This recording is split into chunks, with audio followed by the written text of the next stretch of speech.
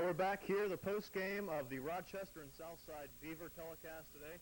And as our guest right now is Joe Butler. He's the guru of high school football in Western Pennsylvania. Joe, thanks very much for joining us. My pleasure to be here. Did this game surprise you at all, or was it more along the lines of what you were expecting? I was expecting this. Rochester's got so many good athletes, and Essex Law is a man amongst boys, and it's virtually impossible to stop him at this level. And Southside Beaver played a very good game, but with Law and their athletes, it was too difficult for Southside Beaver to overcome it. Did you think that Law was used the way the coach wanted him to use him, kind of as a decoy at times, to let the other backs also have some play? Right, he used them well. He hit them with short passes. He used Law inside and outside. He didn't overuse them, and a lot of times he didn't overuse a player. He can run out of gas, but he used them well. When he carried the ball, he was very effective, and it's very hard to stop him. And you have to put 2 or 3 guys to key on him.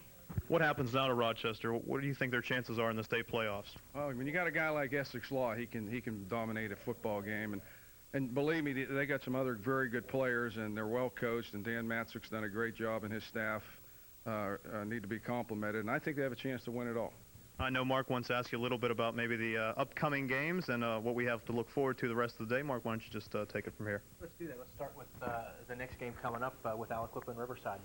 What do you see there? Well, Riverside's lost their quarterback, Prazuta, so I assume that they have some good players and they have a backup that can come in. But Aliquippa's got so many good athletes that I think they might overwhelm Riverside. But Riverside's very good and has a chance to beat them. They've beat them once already.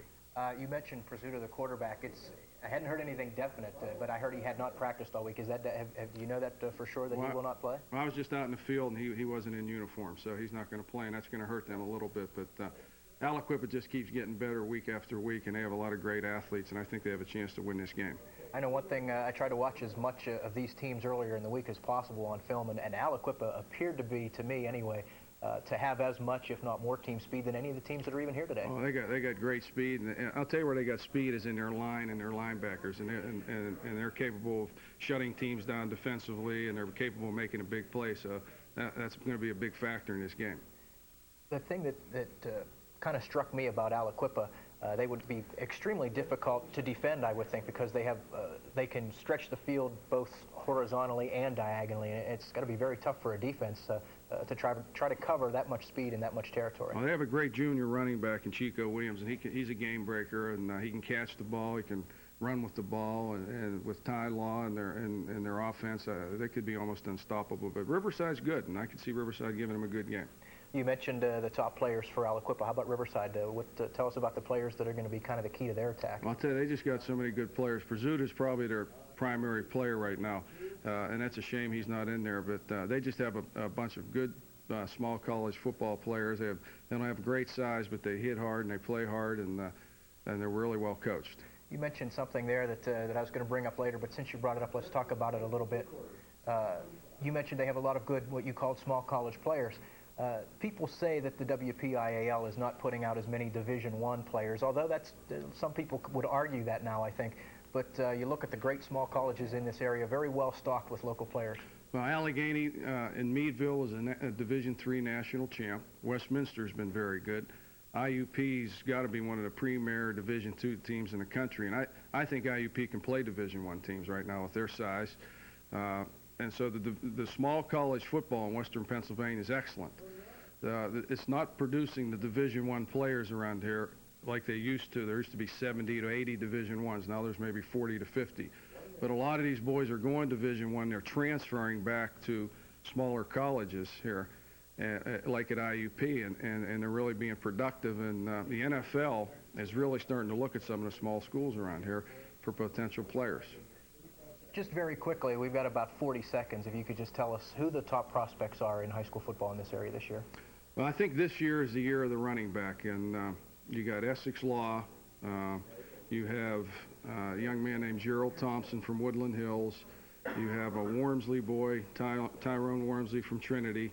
There's 2 players from North Allegheny, Kevin Rock and Jonathan Craig. There's numerous running backs. Lorenzo Stiles from Farrell. So this year is the year of the running back in Western Pennsylvania. It hasn't been that way in a long time. Okay, Joe, thanks a lot. You're quite welcome. We'd like to have some more of your views as we go along here today on some of the games coming up. We're going to take a break right now. We'll be right back on the Gatorade WPIAL Championships. back here at Three River Stadium. Mark Uriah, George Savarese, and Joe Butler. Joe, we were talking about high school football in this area. You've been scouting prospects and helping out recruiters and that sort of thing for a number of years. And you're just telling me during the break there about trends for certain positions in this area. Well, Western Pennsylvania was widely known for its quarterbacks. As you look back, you see Dan Marino and Joe Montana and Jeff Hostetler's from Johnstown and Joe Namath, and there's numerous quarterbacks, and some of the greatest quarterbacks in the history of the game are from this area. But now, in recent stages here, it's kind of dropped off at the quarterback position. There's been some good ones, but it's a little down. There's one today that you'll see here on TV is Scott Weaver from Blackhawk. He is very good, and he'll go to a big school. But that's dropped back, and the running backs have elevated, and the linemen here used to be outstanding. You have Jimbo Covert playing for the Bears, and Bill Fralick playing for Atlanta, and numerous linemen here, and that's kind of subsided a little bit. So it goes in trends. I think the football talent in Western Pennsylvania has kind of dropped off a little bit. It's still good. The coaching's excellent. There's a lot of very good players here, but the talent level has dropped back, and that's basically because enrollments are down, and they're down 30-35% in high school, and the size has kind of dropped down here a little bit. What about college recruiters coming in here? They're a little bit more restricted than they used to be as well. Well, I think with the rise of talent in Florida, in Texas, in California, and some southern states, a lot of schools like Alabama, and Auburn and Louisiana State and those kind of schools have quit coming into Western Pennsylvania. And you don't see as many boys from Western Pennsylvania going to southern schools like they used to. And they're more confined to going to Pitt and Penn State and West Virginia. And some of the schools that really recruit here heavily are Kent State and Tulsa. And it's really been profitable for Tulsa because they're in a bowl game this year, and a large majority of their players are from Pittsburgh.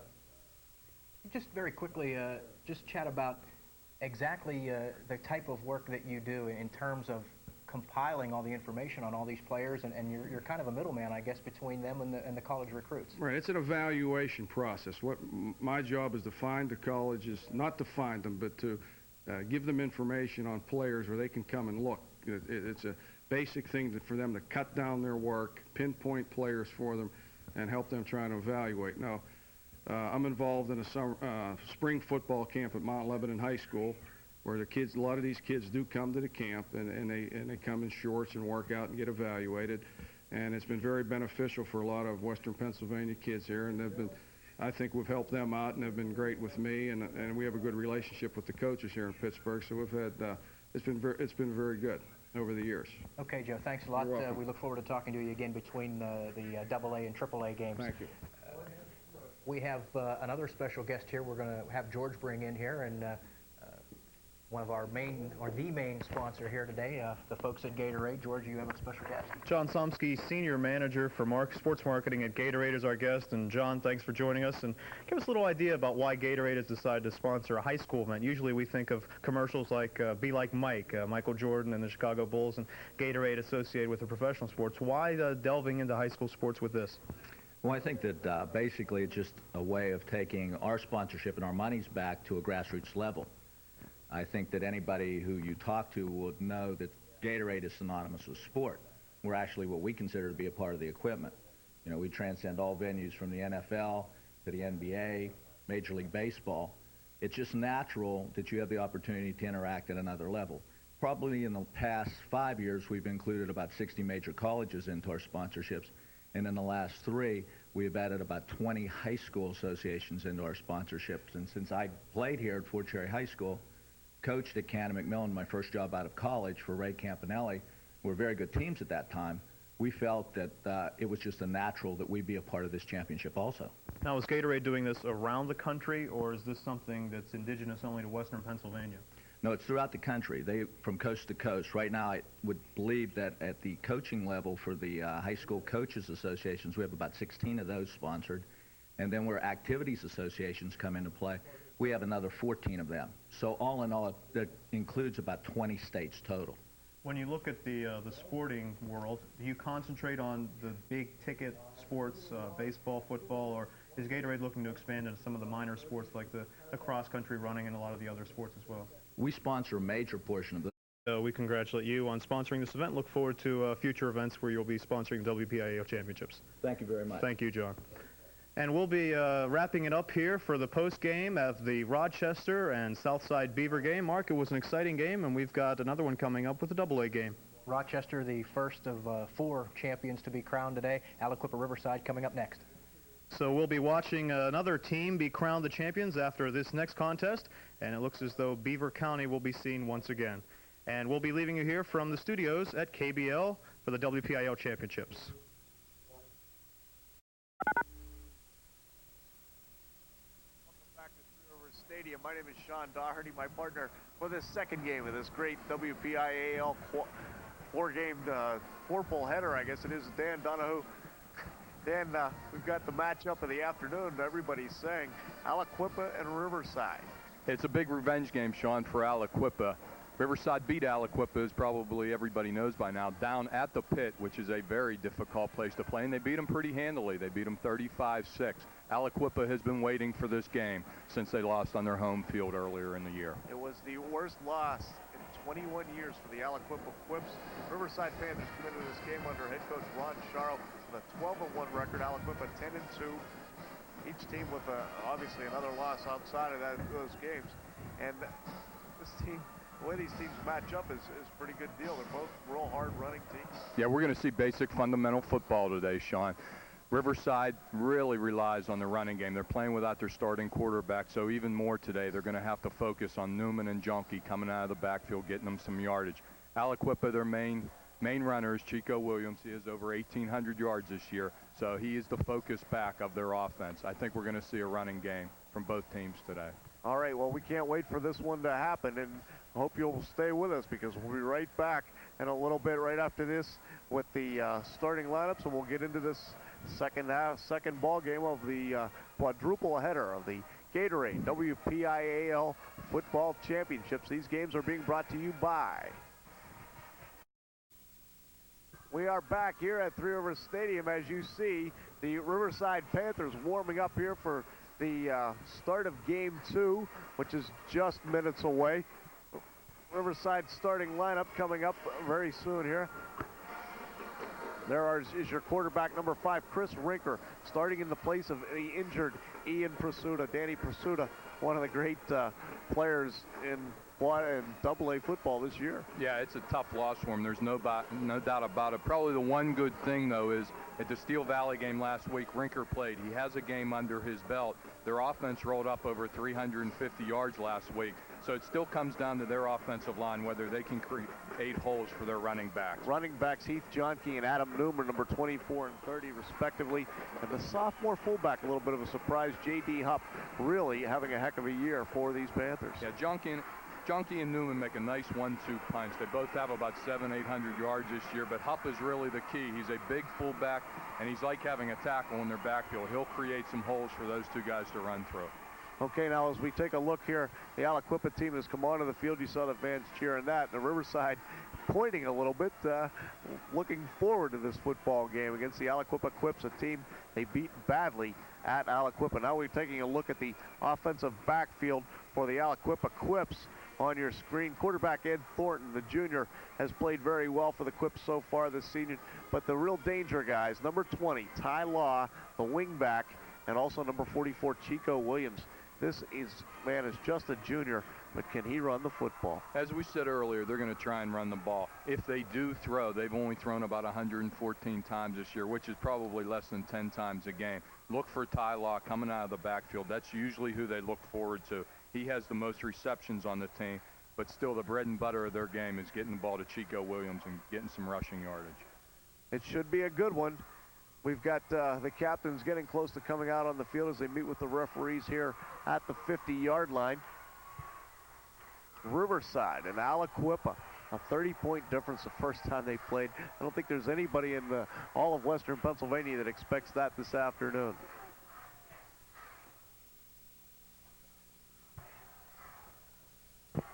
For those of you who don't know, these two teams are from the same conference. That's the reason they played earlier this year. It's a very tough conference. And 3 of the teams from that conference went to the semifinals. Beaver Falls also went won a couple games and then lost before to South the Park. final today. As you look at the captains out at the center of the field, we'll take a look at the Riverside Panthers starting defensive line. Jack Smith, J.D. Hupp. There's the sophomore again, starting at one of the ends. Adam Myers, a junior, starting at tackle, along with senior Seth Foley. The nose guard is Rick Wass and Sean Myers. You will also see in their number 55 at the nose guard for the Riverside Panthers. The captains, they have tossed the coin, and Riverside has won the toss. Will receive this one. Aliquippa will be kicking it off left to right. The linebackers here for the Riverside Panthers, Craig Mills, Eric West, a defensive back, Heath Johnke, also a defensive back, Rusty Spielman, and Mike Hughes. But it looks like the Panthers are going to have the football here first in this ball game. That means that Aliquippa will be kicking off in the person of, yes, Chico Williams. The man does just about everything.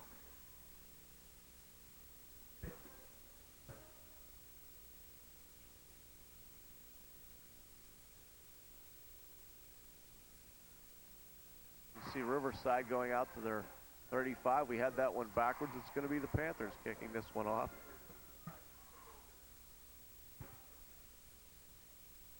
On the 40-yard line. The kicker will be number 54, Andy Souters, the tackle.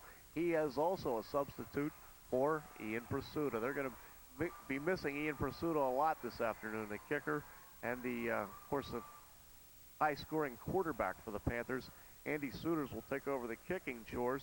The big tackle will be kicking it deep to Ty Law. And he has kicked before on the kickoffs. Pursuta has mostly kicked the field goals for them. He has kicked off. And you'll see on this opening kickoff, he will not kick the ball deep. And it's not just because of Aliquippa. They tend to squib kick on all their kickoffs. So look for a short kick. All right, so we have Andy Souters set to get us underway. Ball fielded by the short man for Aliquippa, and he is number 31, Charlie Hines. Brought down short of his 40-yard line, but the Quip's getting good offensive position for the first drive of the ball game. Real good offensive position. I think most coaches would take the ball at the 40-yard line. That's the problem with the short kick, is you keep it away from their return men, but you're giving up a lot of yardage, and already Aliquippa is starting at the 39-yard line. So we'll have quarterback Ed Thornton, number 2. And there behind the center, Matt Hilliard. With Tyrone Patillo split to the near side of the field. As the Quip spread the field, the ball is given to the fullback Byron Washington. He's out across the 40-yard line for a pickup of about 3 yards on the play. Before being brought down by number 77, Rick Wass, the tackle for the Riverside Panthers.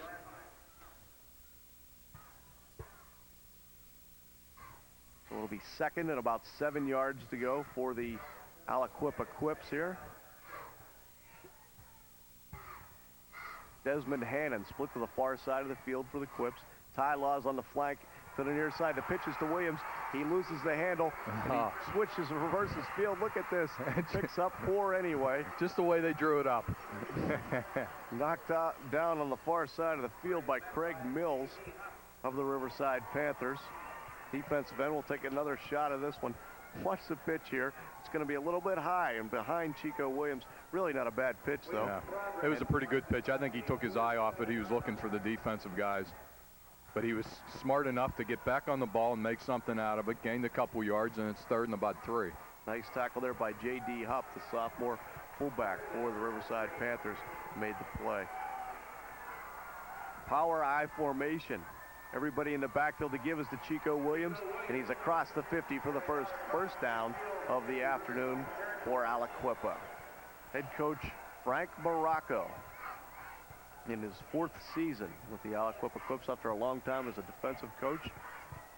As the Quips coming into this one as an underdog, which is not an underdog, but it's kind of strange to hear that. Aliquippa, this is the team that's won 5 titles since 1984, being called somewhat an underdog in a final game.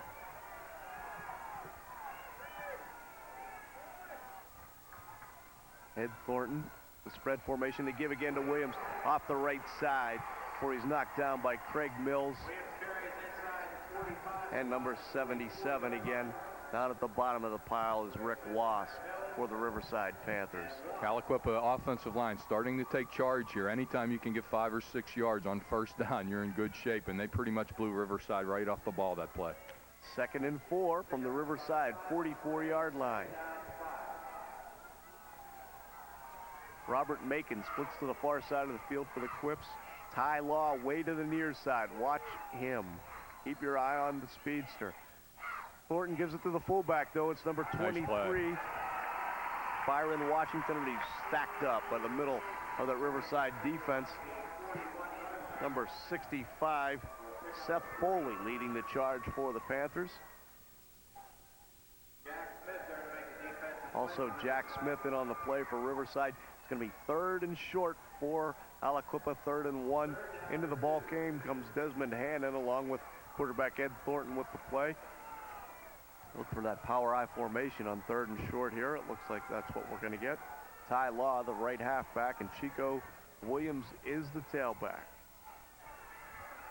I think he's got it. Williams picks up the 2nd first down before being thrown back by that Riverside defense. Sean Myers in on the play for Riverside. It is a first down, we think. It may be a measurement. No, that's easily a first down. For Aliquippa, the 2nd one of the ball game would be 1st and 10 on the Riverside 39. Sean, it's critical for Riverside to stop Aliquippa's running game from tackle to tackle. If Aliquippa can run inside, we know they can run outside. Riverside's defense is going to have a long day. They have to stop the inside plays early. Power I formation again. This time they give to Ty Law, the man cutting back against the Riverside defense, but the pursuit catches up for Riverside. Rick Wass in there again, along with Sean Myers and Seth Foley. For our viewers out there who don't watch a lot of high school football, one of the first differences you will see is a lot of teams will go for first down when they're inside the other team's 40. So basically right now they're in 4-down territory. The spread formation. Thornton's back to attempt his first pass of the afternoon. Pressured a little bit, rolling left, looking, has a man deep, but it's a little bit underthrown as he was trying to get the ball to the end zone, but the play covered very well. Desmond Hammond was down there, it was over his head, and a little bit short of the other receiver. We'll have another look at that one. Yeah, look over the middle. You can see Hannon and Dorian Jackson open early. As you can see, though, Thornton wasn't looking for him. They were open across the middle, and then he was flushed out of the pocket, and he really didn't have anybody open at that point. You see Rusty Spielman back there in coverage for the Panthers, and Heath Johnke had done a nice job also on the deep man in the end zone for Riverside. So it's going to be 3rd and a long 7 for the Aliquippa Quips on the 36-yard line. There's a little bit of a draw. Chico Nice Williams move. spins out of the tackle. Riverside finally drags him Excellent down at running. the 29, close to another first down before he's dragged down by Heath Johnke. Eric West actually up to make that play, number 25. This is just basic fundamental football, hit and spin. And you'll see Williams did it probably about 2 or 3 times. There he's hit again, he spins, just fundamental football. Finally Excellent dragged run. down there by Rick West. Short of the first down, I believe, but they are going to measure. Very close. Look at it again at real speed. You can see the power of Chico Williams. It's going to be tough for Riverside to bring him down with one guy. They are going to have to gang tackle because he is just a strong football player, and he will run through one guy trying to tackle him. 4th down and about a foot for the Quips. Look for the 2 tight ends in the full house. Looks like a little bit of confusion coming out of the Aliquippa huddle. Ty Law in the power eye on the far side. Chico Williams is the tailback. You can bet they'll give it to him. Over the left side for the first down. Following the block of left tackle Russell Frederick and left guard Mark Battolini for the Quips.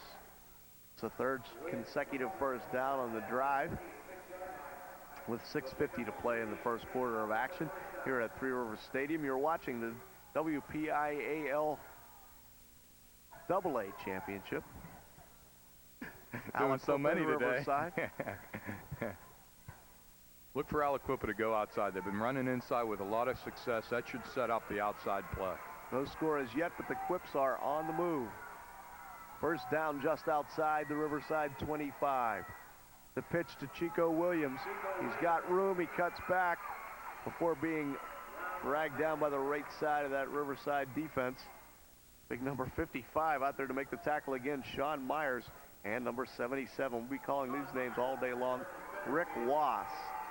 Riverside did an excellent job on this play. Good pursuit. You can see everybody getting out there, and this is the gang tackling that we were talking about. There's 2 or 3 guys right on top of the play. Good job on defense. Myers stacked it up, and Wass came from behind to make the tackle. But still, Chico Williams, a gain of 3. You got to look there. Ron Charo, the head coach of Riverside. Second down and about 7 for the Quips. Law on the wing on the near side to give us to the fullback. Nice move. Byron Washington burst through the middle with a little hesitation run before he's dragged down by J.D. Hupp. In the secondary, though, it's going to be yet another Aliquippa first down. This time on the 13-yard line. Just a little trap there. 77 gets out, kicks out the tackle. A lot of room up the middle.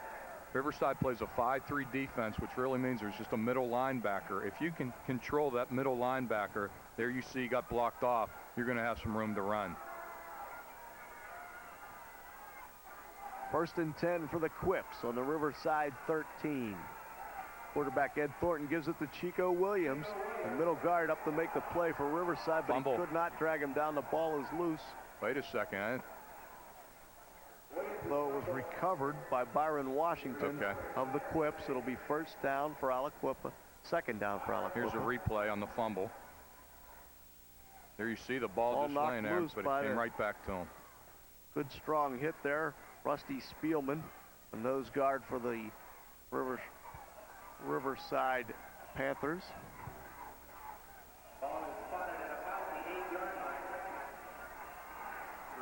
Second and about 5 from the 8.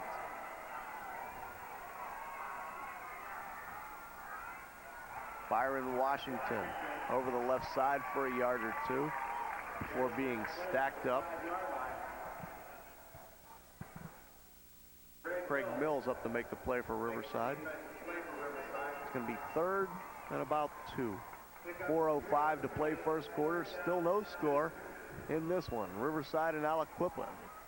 WPIAL AA Championship, live from Three Rivers Stadium on KBL.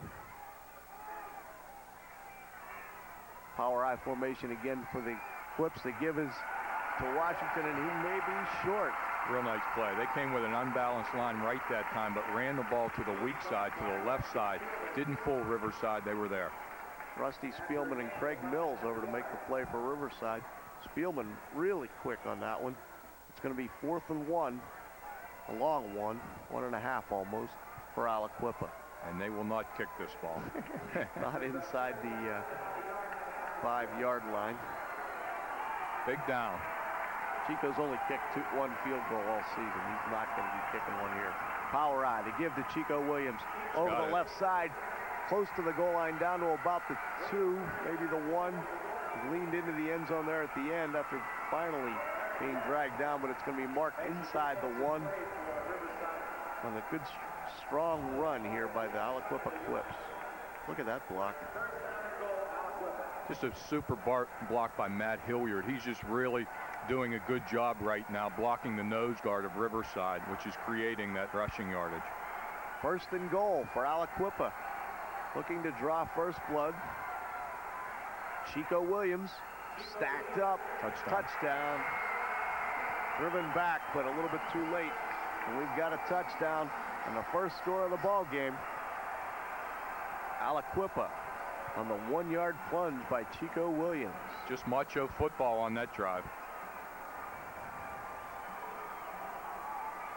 Another shot of the touchdown here. Williams just would not be denied.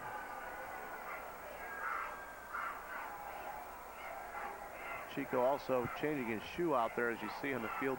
He'll be kicking the extra point. So that was a 61-yard drive. Took about 10 minutes, 9.5 minutes. Dorian Jackson, the hold. for Aliquippa. Snap is true, the hold is good, and the kick is up and good. Aliquippa leads this one 7-0.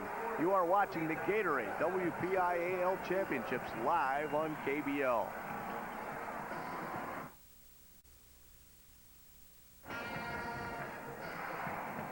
We got another look at the touchdown here as you see Chico Williams come over the left side following 2 lead blockers on the play. Ty Law in front of him along with fullback Byron Washington. And it will be the Aliquippa Quips kicking it off deep to Heath Johnke. But the short man picks it up for Riverside. Got some room. Got a big room to run. He gets it out across the 45 to the 47-yard line. A beautiful run back by number 22, Rusty Spielman, for the Riverside Panthers. Take a look at the Aliquippa defensive starting lineup. Desmond Hannon, who we saw playing offensive end at the left end of that defensive line.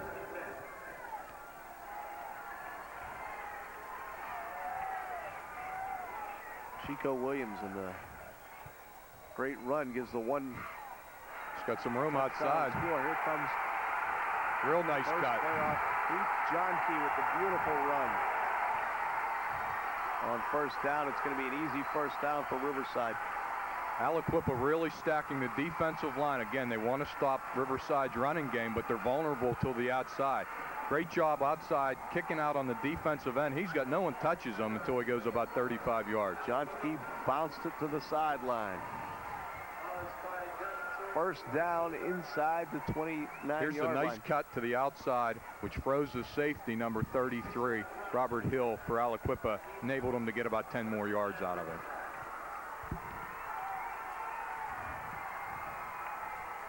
Junior quarterback Chris Raker. This time they give this to the fullback, J.D. Hump, over the right side for little or no gain. Give him actually about a half-a-yard loss on the play. On that scoring drive for Aliquippa was 61 yards and 17 plays.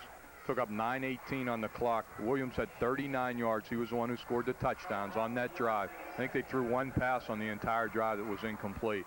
So they just basically came out and ran the football and said, try and stop us. Just one back in the backfield. That's Adam Newman, number 30. He gets the carry over the right side on the handoff from Chris Raker. Picks up about 3.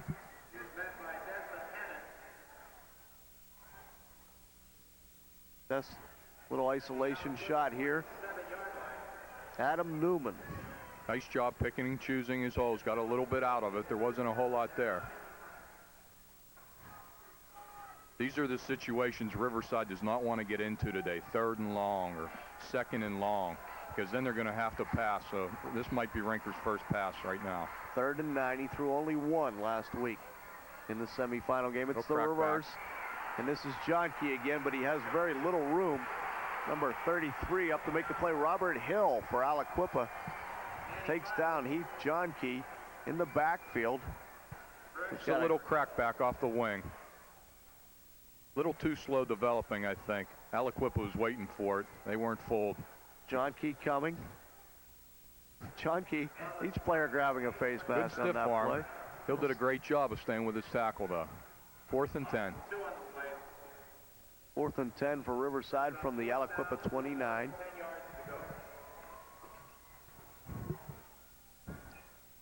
An injured player down there on the field. He is number 81, Ed Dawson, for Aliquippa. And with that, we'll take a timeout in the action as the trainers are, well, we're going to keep it here for a little bit. We've got the trainers out looking at Ed Dawson on the field. I didn't even see where he went down in that replay. It wasn't really in the, was a little bit off the action.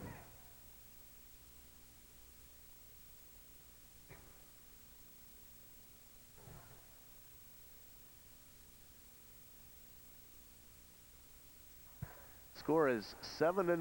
Aliquippa leading Riverside here in the AA final. We saw the big, long drawn-out, pounding drive by the Aliquippa Quips for the first touchdown of the ball game, Dan, and then we come back for the second drive of the game, and it's Riverside. They get the first down, big run by Heath Johnke and pick up the big yardage, and then kind of get stalled here on 3 downs. They've got 4th and 11 here. Maybe we'll be able to see it with some wide shots. And the Aliquippa defense is just really playing the run. They have 6 men on the line of scrimmage. Their linebackers are up. I mean, they are daring Riverside to throw the ball, which I'm sure Coach Sharo knew coming in that they were really going to stop the run, make them throw the ball. Now they have to throw the ball. It's 4th and 10. Look for something short, maybe a screen or maybe a back out of the backfield. Chris Rinker was an end 2 weeks ago. Here's back, here's their screen. Good call, Dan. The pass is to Newman, but Aliquippa was waiting for it, and there will be no gain on the play, and the Riverside will turn the ball over. It was actually to Heath Johnke, not to Adam Newman. But the whole Aliquippa defense was there waiting for the play, led by left tackle Russell Frederick, number 58. Not a bad call, though. You don't want your quarterback, who's only playing in his second game, to have to throw deep or throw a tough pass. Let him throw the short one, get a little bit of confidence, even though they didn't get the first down. At least he's completed his first pass. Maybe you can build on that later in the game. So with that change of possession, we'll take a break. You are watching the WPIAL AA Championship. Aliquippa leading Riverside 6-0 live on KBL. Here live on KBL this afternoon and this evening. Aliquippa taking over possession. 1st and 10 at their own 29-yard line. Ed Thornton gives it to the fullback, Byron Washington, but he's wrapped up in the backfield, hit very quickly by that nose guard again. Rusty Spielman up to make the play for Riverside. Thanks to the defensive play in the Aliquippa backfield. It's going to be a loss of a yard. Excuse me, Sean. Big series for Riverside. They really need to shut Aliquippa down here. Get them pretty good field position for Riverside if they can keep them down there. Loss of a yard on the play. It'll be 2nd and 11 for the Quips. Ty Law comes to the near side, and Robert Macon splits to the far side for Aliquippa. Chico Williams, the man who scored the touchdown, has the ball now. He cuts to his left, looking for room. I don't know why he didn't keep coming this way. He goes to the far side of the field. Now I see I think he why. knows what he's doing. Now I see why. He picks up 7 as he's brought down and deep in the Riverside backfield. Chased down finally by Jack Smith. I don't think he needs any help from us. Got another look at this. Boy, he may not just run to the holes, but boy, can he find room to go. And that's one of the differences you'll see in these two teams today is Riverside is a grinded out football team. Aliquippa has a lot of speed. 3rd and 2 for the Quips. Power I. Ty Law trying to get wide. Still going. He got wide. What a run with easy pickup of about 15 yards down into Riverside territory before he was driven out on the far side. Well, it looked like they had him there. He's just an excellent piece of running. Let's take a look at it on the replay. This is Law trying to get to the corner. The inside move, and all of a sudden he just breaks through there, avoiding the tackle. Spielman going after him without a helmet on that play. Actually, it wasn't Spielman without the helmet. That was Craig Mills. Spielman made the hit. Mills tackled, made the tackle without the helmet. It's going to be 1st down for Aliquippa at the Riverside 48-yard line. Look at head coach Ron Sharo there.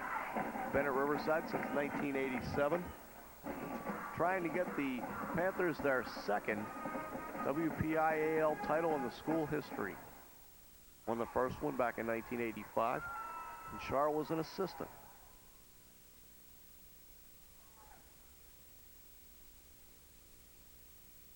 But right now it's Aliquippa leading this one 7-0 and driving again.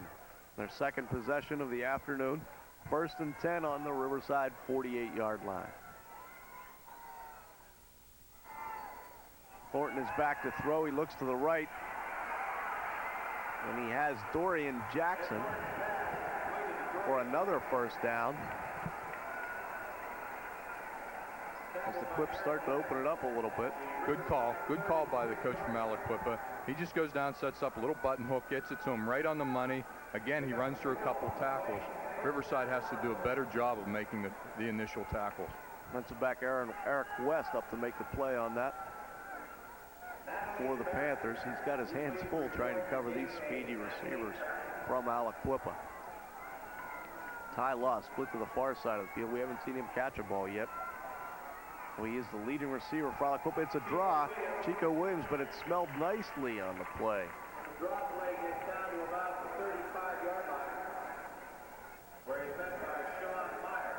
Big Sean Meyer up to make that play. This is Chico on the draw play, and you'll see quickly he has not much room to go. Loses his footing a little bit. The play stacked up by Sean Myers and also Chris Puglitz to make the play for Riverside. Second and a long 9. Power I formation for the Quips. The pitch again to Chico Williams. Fighting the right side, doesn't have much room that time. Eric West up to make the play, along with Sean Myers over there to help out. So West coming up quickly on the run play. It's going to be 3rd and 10. There's almost a loss of half a yard. It's going to be very close to 10 yards for the Quips. Riverside actually doing a pretty good job of keeping Aliquippa from running their power sweeps. That's just a schoolyard sweep. Everybody's going. That's about the second time that they stopped that play. It's the tackle to tackle where they're having trouble containing Aliquippa. Robert Macon split to the near side of the power I setup. Thornton on the draw again, this time to Chico Williams, and again, nothing there for Williams as the Riverside defense is ready to make the play. J.D. Hupp on the tackle, along with number 55, Sean Myers for Riverside. It's going to be 4th and 9. It's a little sprint draw. Excellent job by Riverside.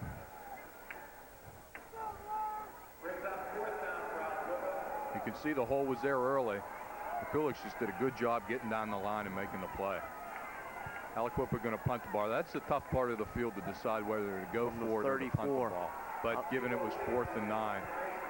Chico Williams is back to punt it for Aliquippa, and Heath Johnke back to receive it for the Riverside Panthers. Got whistles on the field and flags. Looks like a time. Too much delay time? Of the game. I don't know if that was intentional or not. Maybe to give him a little bit more room to punt the ball. 5 yards stepped off, take it back to the 39. Where Chico Williams will try to stuff Riverside deep in their own territory with 8:02 to play in the first half. The Quips leading this one 7-0 on Williams' first quarter touchdown, a 1-yard plunge. Snap is a little bit low, but Chico gets the punt off to the far side, and it's out of bounds at the 13-yard line. So with that, and Aliquippa leading 7-0, you are watching the WPIAL AA Championships live on KBL.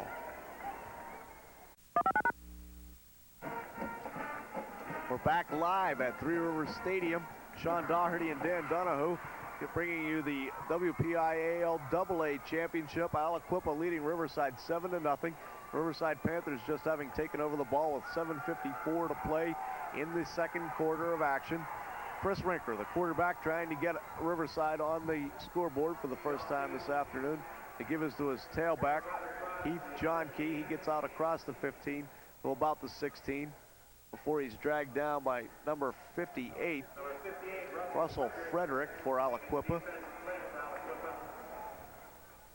Give to Johnke, comes over the right side behind a nice block from number 75, Jack Smith, for the short pickup. Second down and a long 7 for the Panthers. Counterplay give to Adam Newman. He picks up a couple, but not much more. As the Aliquippa defense unforgiving on that one. Big number 81 back in the ball game for Aliquippa to make that play, Edward Dawson.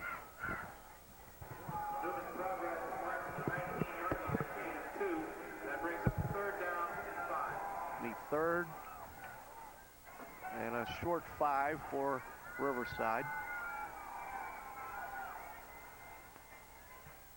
Looking for just their second first down of the ball game. Second time they've had their hands on the ball. Chris Rinker steps under his cousin Jason Rinker, the center, and hands it off to the tailback. Heath Johnke is across the 25 for the Riverside first down.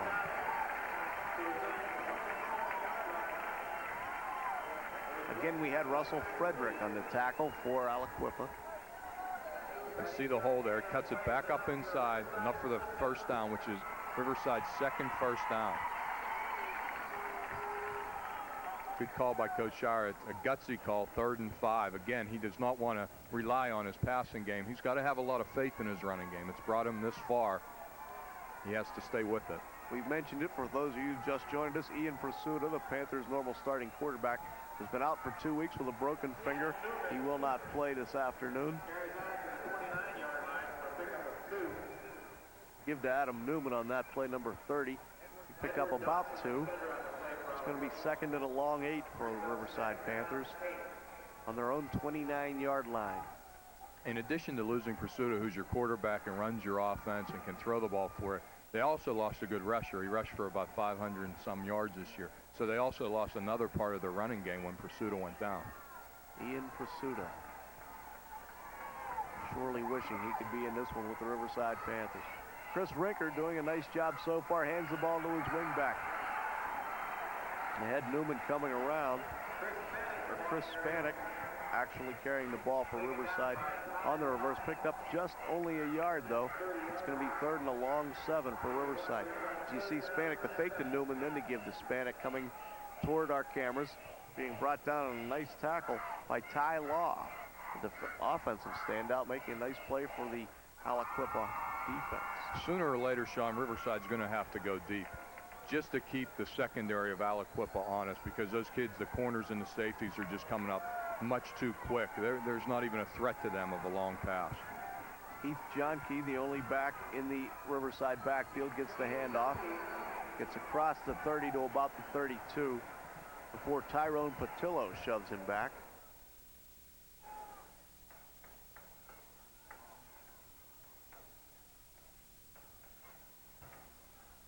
Maurice Smith up to make the play also for Aliquippa as he climbs out of the pile.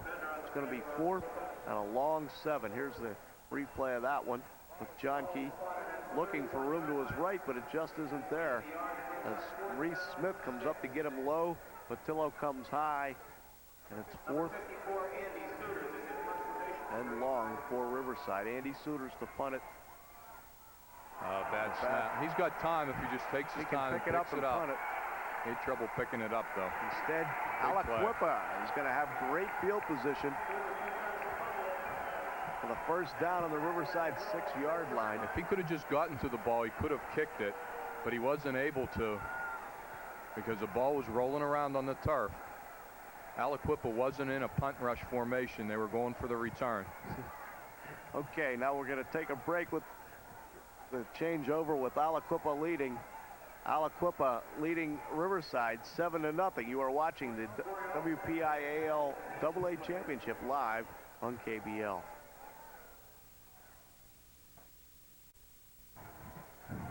Corey Alston, the Aliquippa defensive tackle, recovered that fumble. Also a little bit injured on the play, but he walked off the field and he's fine. As you see the bad snap, the poor Andy Souters just had no chance on that one. Back to live action here. They give us the Ty Law coming left, getting down inside the Riverside 4-yard line. He's going to have 2nd and goal at the 3. As Aliquippa going for their second touchdown, trying to get that second touchdown of the afternoon, leading this one 7-0 with 3:25 to play in the second quarter. Really have to try and hold them to 3 points here, Sean. Touchdown right now could really be detrimental to Riverside. Again, anytime you're a rushing team and you're down 14 points, you're in trouble. Ed Thornton brings his power eye lineup to the line of scrimmage. Unbalanced to the near side. Fumble on the snap. The ball's loose, but Thornton, Riverside has the football. That's a break they needed. Refs still haven't signaled. Now they have. Big defensive play, and I believe it was Rick Wass. It's either Rick Wass or Jack Smith. No, it's not Rick Wass. It might be Jack Smith at the bottom of that. It is number 75, Big Jack Smith. And Thornton just never got his hands on that ball. I don't know if it was the snapper's fault or he pulled out too soon, but you could see him bobbling the ball as soon as the snap was made. 6'2", 200-pound junior with the big play for the Riverside defense. Keeping the score 7-0 here with 2 minutes and 45 seconds to play in the first half. Riverside deep in their own territory, 1st and 10 inside their own 5-yard line. A little bit of pressure here for junior quarterback Chris Rinker, starting only his 2nd game this season. He's got John Key and Newman behind him to give. Is to J.D. Hupp, the fullback, close to the 10. Where he's brought down by Ed Dawson from Aliquippa. 2:15 left in the half, so Riverside is just trying to get a first down or two, grind out the clock. Here's the replay. They give to J.D. Hupp, the sophomore, leaps over a blocker and takes it out before he's hit by Ed Dawson, along with Maurice Smith up also to make the play low. He's getting into the bottom of those piles. 2nd and about 6 for Riverside. Gain of 4 for J.D. Hupp.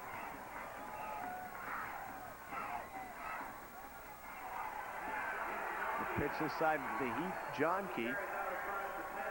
Gets across the 10 to about the 12, where it's going to be 3rd down and about 3. We've got a replay of that one. The pitch to Johnke, number 24, as he follows the block of Rusty Spielman, who came in motion, cuts it up inside, and Ty Law comes up to make the play, along with Ed Dawson, and big number 58, Russell Frederick for Aliquippa.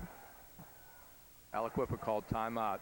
Again, minute 32 left in the half. They have to stop Riverside on this 3rd and short, get the ball back around the 40-yard line, give it one more chance to score.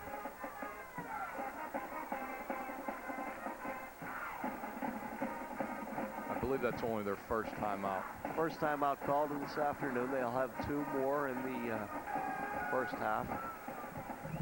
Obviously a big, huge play here for Riverside as they try to get out of their own shadow of their own goalpost, where they would have to punt the ball.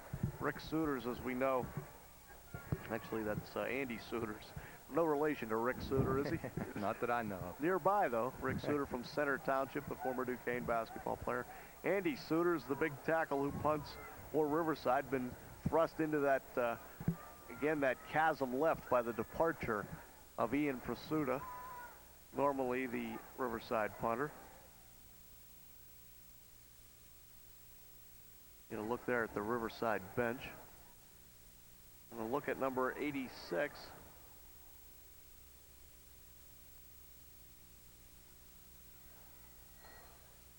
Checking into the ball game.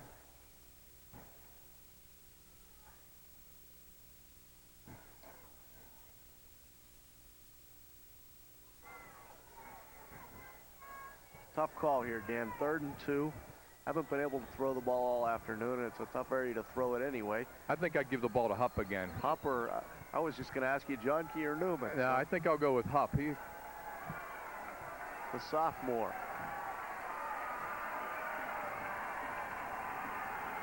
Carries 230 pounds with him. He's the fullback in that 3-back set. We have a Riverside timeout. 2nd Riverside timeout. No, Aliquippa called the first one. Aliquippa called the first one. It'll be their 2nd, though, of the, or actually the 1st of the half.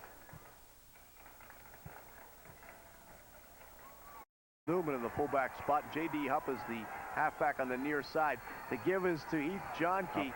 He's wrapped up in the backfield by that Aliquippa defense. Good penetration by Byron Washington and Micah Hall, the linebacker, up to make the play.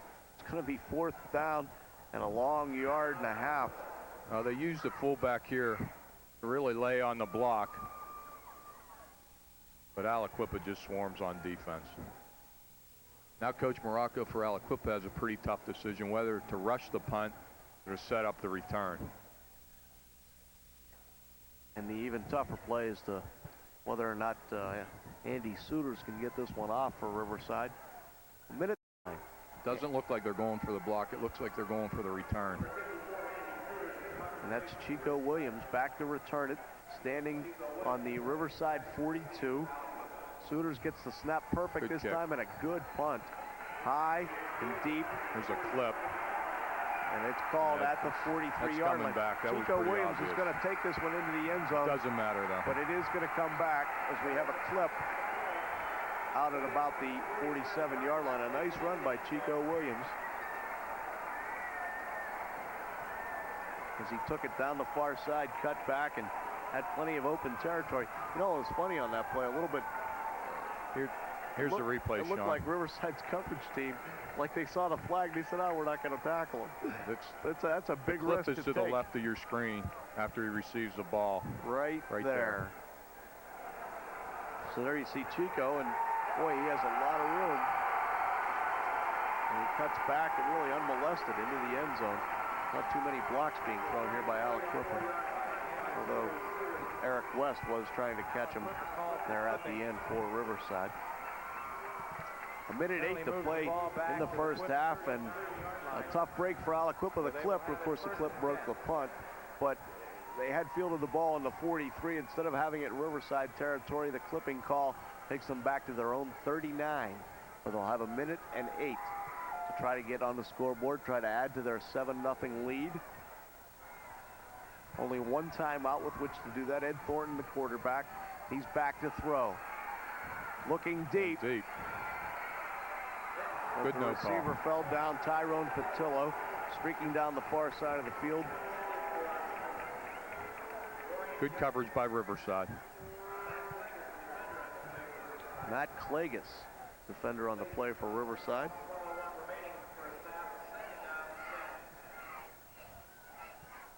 Well, now they stretch the defense out. Now you look for something short, whether it be a screen or a flare to maybe one of the backs. Now that they've stretched the secondary out, maybe they'll try and throw a little dump-off pass to Law or Williams and let him run. There's the pass. There's you can the see pass. Riverside wasn't fooled. Incidental contact. 2nd and 10. A minute to play. Thornton's looking again deep. Yeah, Has good Ty arm. Law. Wide open. And Ty Law just got in front of Heath Johnke and made the reception at the 20-yard line, inside the 20, where it'll be first down for Aliquippa. The ball was stolen away on the play by Rusty Spielman. And as you can see there, he just got in front in the middle of a 3-man zone, a deep zone. Johnke, Spielman, and I didn't see who the third player Excellent was. pass by Thornton. Put it right on the numbers. And a great reception for Ty Law, his first of the afternoon. 42 seconds left in the first half. 1st and 10 on the 19. Ed Thornton back to throw. He's got pressure, looking to his Get out left, of trying to bounds. get out of bounds. There Doesn't you get go. out of bounds Nice until he job. gets down to about the 11-yard line. Collides with the sticks man for the officiating crew there in the striped jacket. Man holding the sticks. Kind of a precarious position on a play like that. Go And a play nice action. Not much of a fake. Pressure coming from Jason Richards. Adam Myers. Finally, Thornton driven out of bounds. 2nd and 1, but that's really not a factor with 33 seconds here in the first half. Aliquippa looking for their second score. Thornton back to throw it again. Again, he Good has pressure, and this time he goes down. Big sack. Big sack for the Riverside defense. Big number, 69, Adam Myers. Put the pressure on the last play, follows it with the big play on this one. Aliquippa uses up their last timeout with 21 seconds to play in the first half. It's going to be 3rd down on the 24-yard line. Excellent job by Jack Smith getting around the Aliquippa blocker. That is really the play that Riverside needed right then, was a sack. It forces Aliquippa to use their last timeout, takes them out of any kind of field goal range. 21 seconds left in the half. Offensively, unless they call a couple plays in the huddle. Right. And they've done this a lot this season.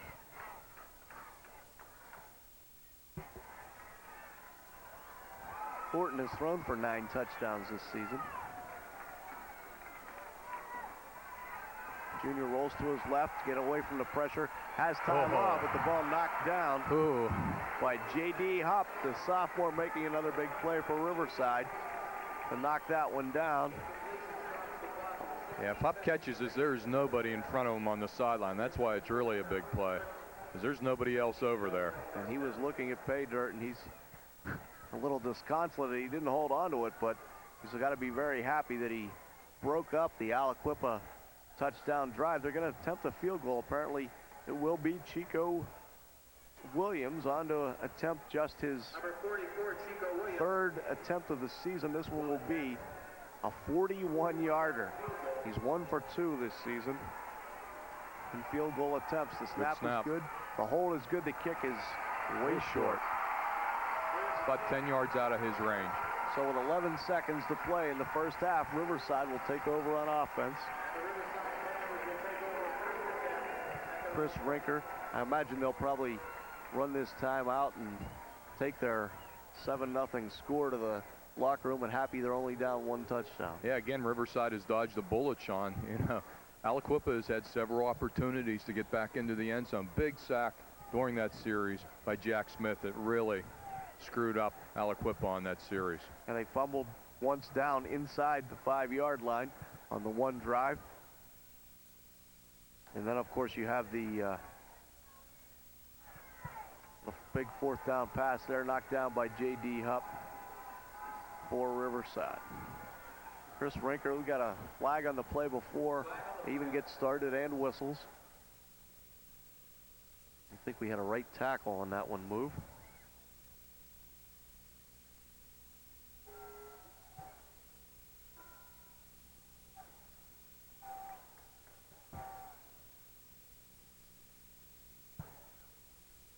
Mark it back to the 15-yard line. Well, it's all this for basically nothing, as they're going to run the clock out most likely. I think I just kneel on the ball, not even risk an exchange between my quarterback quarterback to and the a 15-yard line, where it'll bring up out of first timeouts. Just kneel down on it and go into the locker room, regroup. Chris Rinker, the Riverside quarterback, has the Panthers at the line of scrimmage. Now they're ready to go. Oh, they reset the clock to 11 seconds. 1 tick had gone off. He's going to pitch it. It's a fake reverse. And here comes Adam Newman around the near side. Gets out to about the 25 to the 26-yard line as the clock expires. 2 seconds to play in the half. Did they call time? Riverside Did call time. uses their second timeout with 2 seconds to play. Coach Ron Sharrow wants to roll the dice. Gutsy call, pitching the ball in that field position down around your 20-yard. Barring a defensive penalty. It's a draw. And the give is to Adam Newman. He takes it out across the 35 to about the 38-yard line, but that will be the end of the first half of play. You are watching the WPIAL AA Championship. Aliquippa leading Riverside 7-0 live on KBL.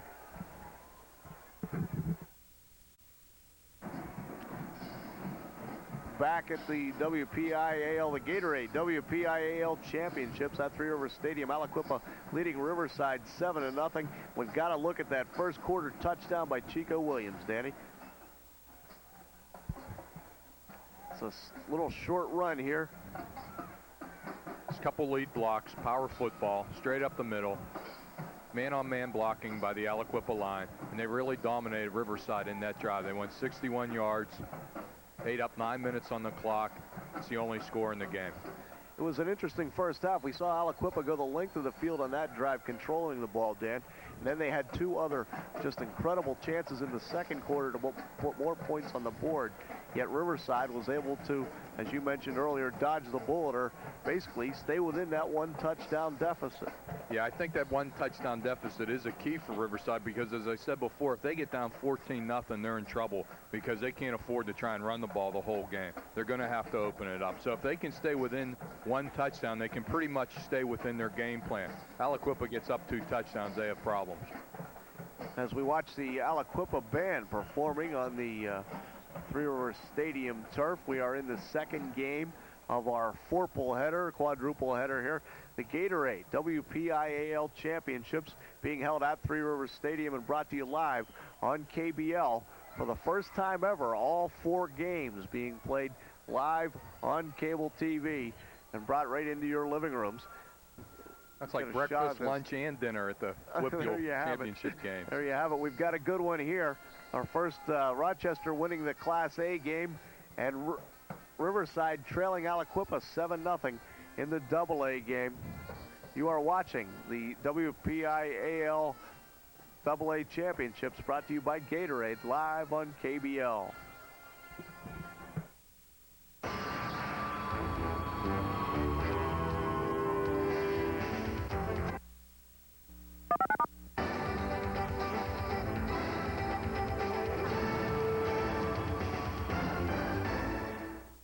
The stockings were hung by the chimney with care, in hopes that St. Nick would soon be there. Well, St. Nick could be there. You could be an instant celebrity with your very own Santa costume. Imagine the reaction of your friends, co-workers, and family. This is the first time ever we are making this incredible television offer. Our suit is one size fits all and comes complete with everything you'll need to be Santa Claus. It's made of top quality materials and manufactured right here in the U.S. We've included everything you'll need to be the center of fun this holiday season. Similar costumes can cost up to $100, but if you act now, you can enjoy this handsome outfit for only $29.95. That's right, $29.95 plus shipping and handling. And don't forget to ask the operator about our special bonus offer for these Santa accessories. This offer is not available anywhere else. We are only authorized to sell a limited number at this extraordinary price. Avoid last-minute shopping and running around. Your suit will arrive in plenty of time for Christmas, but you must call now.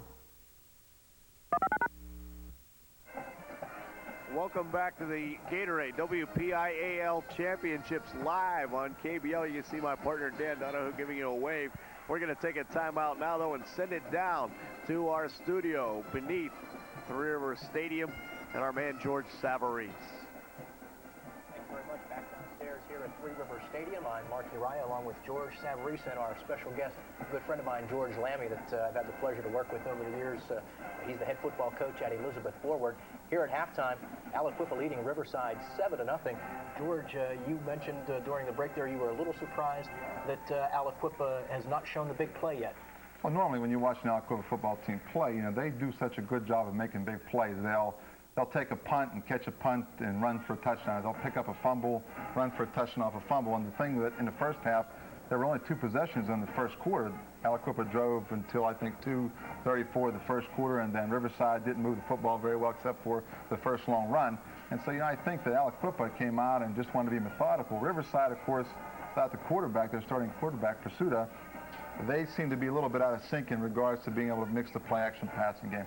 And so I think that Aliquippa wants to maintain possession and do the things that they do well, and that seems to be to run the football, mix the backs, Law, and of course Chica Williams being outstanding. You mentioned Pursuta, the starting quarterback for Riverside, being out. Rinker in there. As a coach, I don't expect you to tell us what they are thinking, but do you simplify the offense when you have a backup quarterback in there? Well, I think that, you know, Riverside's been known to run the football all year long anyhow. I think that they're not going to get too far out of that game plan with a young quarterback. I think that the one thing that Riverside's got to be frustrated with is Aliquippa's moved all their kids forward. Their defensive backs are probably no more than 7 yards off the football, and I think that the one thing that Riverside wanted to be able to do is play action, and with that kind of structure, it's going to be real hard. So the reaction to the backup quarterback is more on the side of the Aliquippa defense. They're just going to dare him to try to do something to beat them. I think so. They also play great man coverage, Aliquippa, with all their team speed, and I think that, you know, they're going to get closer and closer and pressure the ball more and more. Riverside's going to have to make a big play on a screen or something like that to be able to throw the football. I think late in the second quarter they tried to do some things with that, but they couldn't seem to get things moving. So I think they're going to have to do that. I don't think they're going to be able to pound the ball at Aliquippa play in and play out with the kind of defense that they play, with the kind of speed that Aliquippa has on defense. Considering Aliquippa had the ball deep and just right down by the goal line inside the 5, and also had a punt that was returned for a touchdown called back, Riverside has to feel fortunate to be down 7-0. Well, I was kind of surprised. You know, that punt snap that was bad was a typical thing that happens in an Aliquippa game, and I don't want to continue to build on a mystique, but it really is a tradition where Aliquippa has done some things in games here in the past where all of a sudden they just make a big play, and I thought that was a typical thing to happen, and all of a sudden, you know, Riverside got the ball back and took the fumble away from them, and so, you know, Riverside is real fortunate to be in the ball game, although the longer this goes, if Riverside can mount some kind of a drive, it could be a very interesting second half. Speaking of drives, Aliquippa takes over 9 minutes off the clock in their first drive. As a coach, you have to love to get the football on the opening kickoff, march down and score 64 yards in over 9 minutes off the clock. And they mixed their backs, too. That was the thing I thought. Chico Williams did a nice job of running the football, as did Ty Law, and their quarterback did some things in the play-action passing game. I think they had Riverside off balance early on, and then, you know, they seemed to lose sync in the second quarter, but it was a great first drive for Aliquippa. What do you look for in the second half? What can Riverside do to maybe get that Aliquippa defense to back off a little bit? Well, the first half, they tried to run a lot of unbalanced structures. They put 4 linemen to one side, and they try to do some things to get their defense to move around. Aliquippa is just going to match up, play man, and play good hard-nosed football. They're going to have to try to run some counter game, but the counters they've been running have been long counters. They're going to have to try to trap and make Aliquippa's defense move, and they're going to have to hit something big in the passing game. I think a play action or a screen is going to happen for them to be successful, because if they don't do that, they're going to have a hard time moving football. George, do you think Chico Williams is going to be able to be stopped? Because thus far in the first half, he really has had his own way.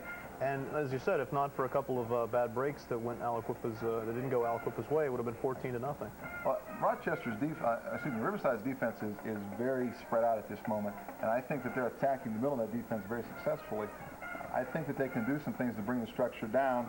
Although, again, the one thing about Aliquippa is with all the speed they have with Ty Law and some of the receivers, you know, the quarterback is throwing the ball well from Aliquippa in the first half. I was kind of surprised. I've not seen them play this year, but was very impressed with their ability to throw the football when they needed to. And so I think that Aliquippa, if they bring this defense down on top with Chico, it could be real difficult for them to defend the other kind of things that Aliquippa does well. And you're watching the KBL Gatorade WPIAL High School Championships here on KBL. We'll be back right after this.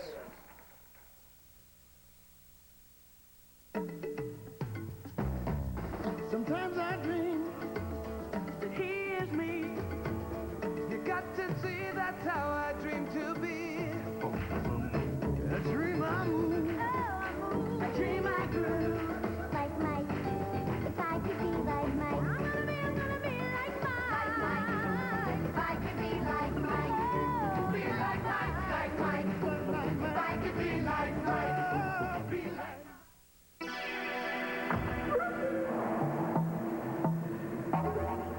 As you can see, the actual size of a Jolly Rancher candy is 3/4 of an inch by 3/4 of an inch square.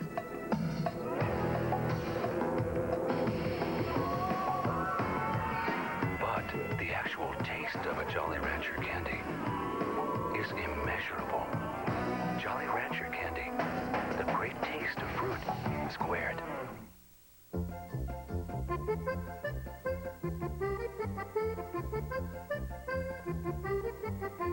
The good, the bad, the bumpy. Whatever the road, a Michelin can give you all the miles we're famous for. Ride 'em, cowboy. Michelin, because so much is riding on your tires.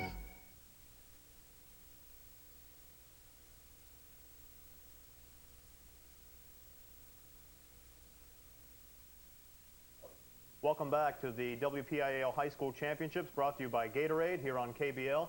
It's the halftime show between Aliquippa and Riverside. Aliquippa is leading 7-0, and our guest here at halftime is the coach of Elizabeth Forward High School, George Lamé. And George, when we look at this football game, is it any different from what people have come to expect? Did we get out of both teams what we really were expecting to see? You know, the thing that I think people came into the ball game thinking about was the 35-6 ball game that Aliquippa and Riverside had played earlier. There's signs all over the stadium that talk about that. And I think that, you know, Aliquippa's players dwelled on that this past week, and probably since that ball game took place. I think that they had something to prove. And the other thing that I think is important is that most teams have a hard time doubling back and being the same team twice. Riverside's got an uphill battle in that regard, and without their quarterback, that seems to be even a bigger issue in my thinking. So I think that Aliquippa's kids have something to prove. But I'll say this, Aliquippa's had a tremendous tradition, and they have great speed. And the way this game started, I thought it might be one-sided. Riverside played well in the second quarter and come back, and so I think people expected it to be a good, hard-nosed football game, and that's what it's turned out to be. Aliquippa has been here 7 times before. They have a tradition of excellence at their school, and this isn't something new to them to be in this kind of game. Riverside really has not been in this situation all that many times before. Does that work to Aliquippa's advantage? Does it make the coaching staff more familiar with this kind of pressure? Well, I think that, you know, some of those early runs were, of course, under Don Yanessa. Now Coach Morocco's been there, and he's kept the program going, I'm sure. But at the same time, Riverside is new to this. It is new to their kids. And I think that any time you get here for the first time, that may be a problem. But now that we're done with the first half, it shouldn't be a problem. The only thing that I would say is that, of course, Aliquippa has the great tradition overall, whether they're playing here or wherever, and that is an issue. And Riverside's going to have to overcome that again in the second half. When we look at Riverside's game plan, if you're the head coach for Riverside right now in the locker room talking to the players, you give them a nice pep talk. But what do you tell them to do? What are the strategies you think they'll be trying to employ right now? Well, they've got to do a good job of staying on their blocks on offense. I think the offense is going to be a key. They play great defense. They have some real good kids down that I really like, and I think they've been aggressive up front. I don't think defense is the issue. They've got to sustain a drive and take the ball down deep and get a score. I think that Aliquippa's defense being as quick as it is, you have to maintain blocks, stay on people, and keep after them. If you can do that, their running backs are outstanding. I think they do a good job of getting up the field. The first run, of course, was a big run for Riverside, and they can maintain that kind of activity. It's really going to be a good thing for them in the second half. Just a couple of things for you. In our Class A game, Rochester with a winner there, 20-6, and coming up at 5 o'clock in the AAA ball game, Blackhawk and Valley. Valley led by Jay White, a tremendous running back. Blackhawk more of a diverse attack. I think that, Valley, of course, with White, we know that he's a tremendous tailback. They have a new head coach up there, and Sam Albert took over for Joe Nonchek, who's now at Fox Chapel. And Joe, of course, a great football coach in his own right, used to coach at Pitt. Meanwhile, Blackhawks had a very strong program down through the years, played here in the past. Weaver's a tremendous quarterback, one of probably the best in the state. And so they're going to make a more diverse type of attack, throw and run, do some things to make it difficult on Valley. I think Blackhawks got the edge in terms of their diverse offense. They have a very quick defense. If White can't get going for Valley, then it could be a long afternoon for Valley. Valley in their last ball game got a shutout. Prior to that, the 7 games prior to that, they gave up only 7 points per game. From the way you talk about Blackhawks offense, that's really going to put Valley's defense to the test. And I think, though, they did a nice job against St. LaSalle, of course, and St. LaSalle is more diverse throwing and running. But I think that, they're going to have to make White make it happen for them today, because I think Blackhawk can be very, very explosive. Upper St. Clair Connellsville in the Quad A game. Upper St. Clair, a perennial power. Connellsville, a team that's been close, but they finally made it to the championship game this year. Well, Jim Render, in my opinion, has probably got the best program overall in WPIAL. I think that, he perennially puts teams together that win, and those kids expect to win. His staff is overall one of the best staffs I've ever seen in terms of all of his assistants and head coach. They do a great job. Dan Spanish has got a great group of kids. He does a good job. They're going to have to win in the big game, and right now you've got to look at St. Clair's tradition as well in this type of ball game here at Three River Stadium. When we look at tradition, we look at teams like Upper St. Clair, and we also look at teams like Aliquippa and the perennial powers, and now we see the Cinderella stories, the Southside Beaver and the Riverside, and we'll be seeing more of that the entire day.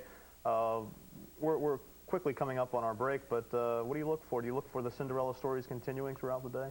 Well, I don't. In all candor, I think Upper St. Clair, even though they're a much smaller team, Connellsville's a huge football team, I think St. Clair's got great tradition. I look for them to come out and do a good job in the Quad A game. You're watching the WPIAL High School Championships, brought to you by Gatorade here on KBL.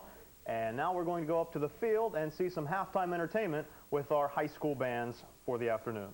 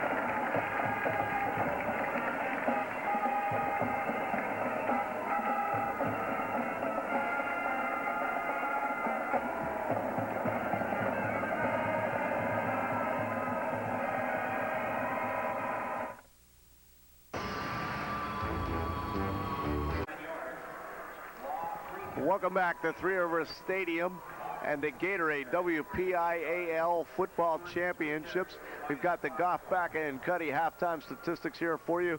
In the first half, Riverside held to just 3 first downs, while Aliquippa rolled up 8. Rushing yards, as you see, Aliquippa dominating there also, and just as we kind of expected, no passing yards. That's a little bit deceiving too, Sean, the rushing yards. Riverside got about 20 yards on the last 2 plays, so it's even more dominant than it appears on your screen. Okay, we do have Chris Rinker 1 for 1 in the passing department. And Ed Thornton 2 for 6 for Aliquippa. Obviously the big difference then, time of possession, 15:30 to 8:30. We also have the leading tacklers for the first half. Sean, for Aliquippa, Ed Dawson has 4 tackles. For Riverside, Craig Mills, a middle linebacker, number 44, has 6 tackles. I want to thank the accounting firm of Goff, Baca, and Cuddy for providing those halftime stats for us this afternoon. And our head stat man up here, Art Humphreys, who's always with us.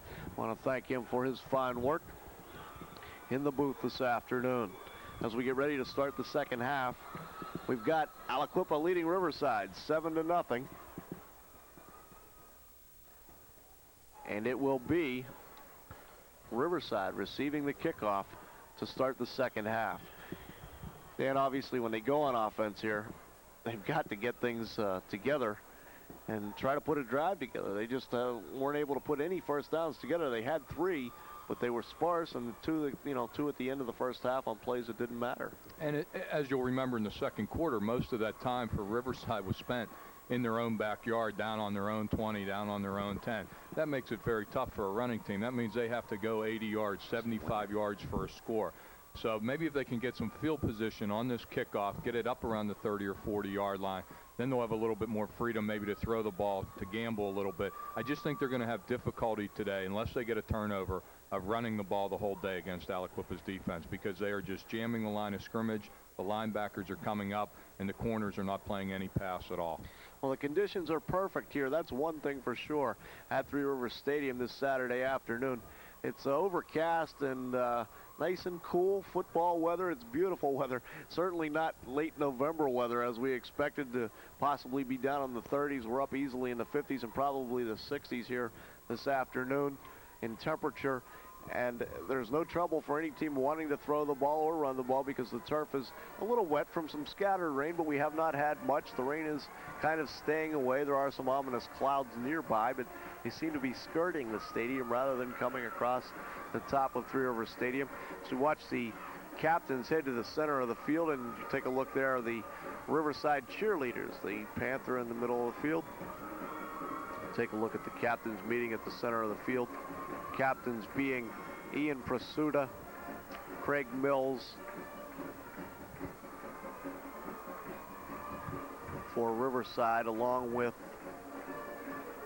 number 25 Eric West for Riverside. They will be receiving the second half kickoff from the Aliquippa Quips. Ty Law, Edward Dawson, and Matt Hilliard, the captains for Aliquippa.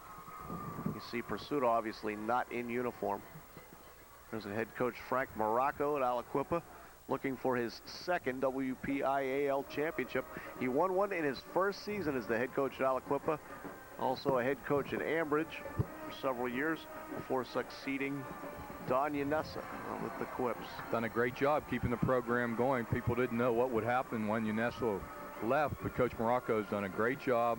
They're in it again this year. They won it once already, so he sustained what Yanessa had built at Aliquippa. The Quips have won 5 titles since 1984 in the WPIAL, and today they go for number 6.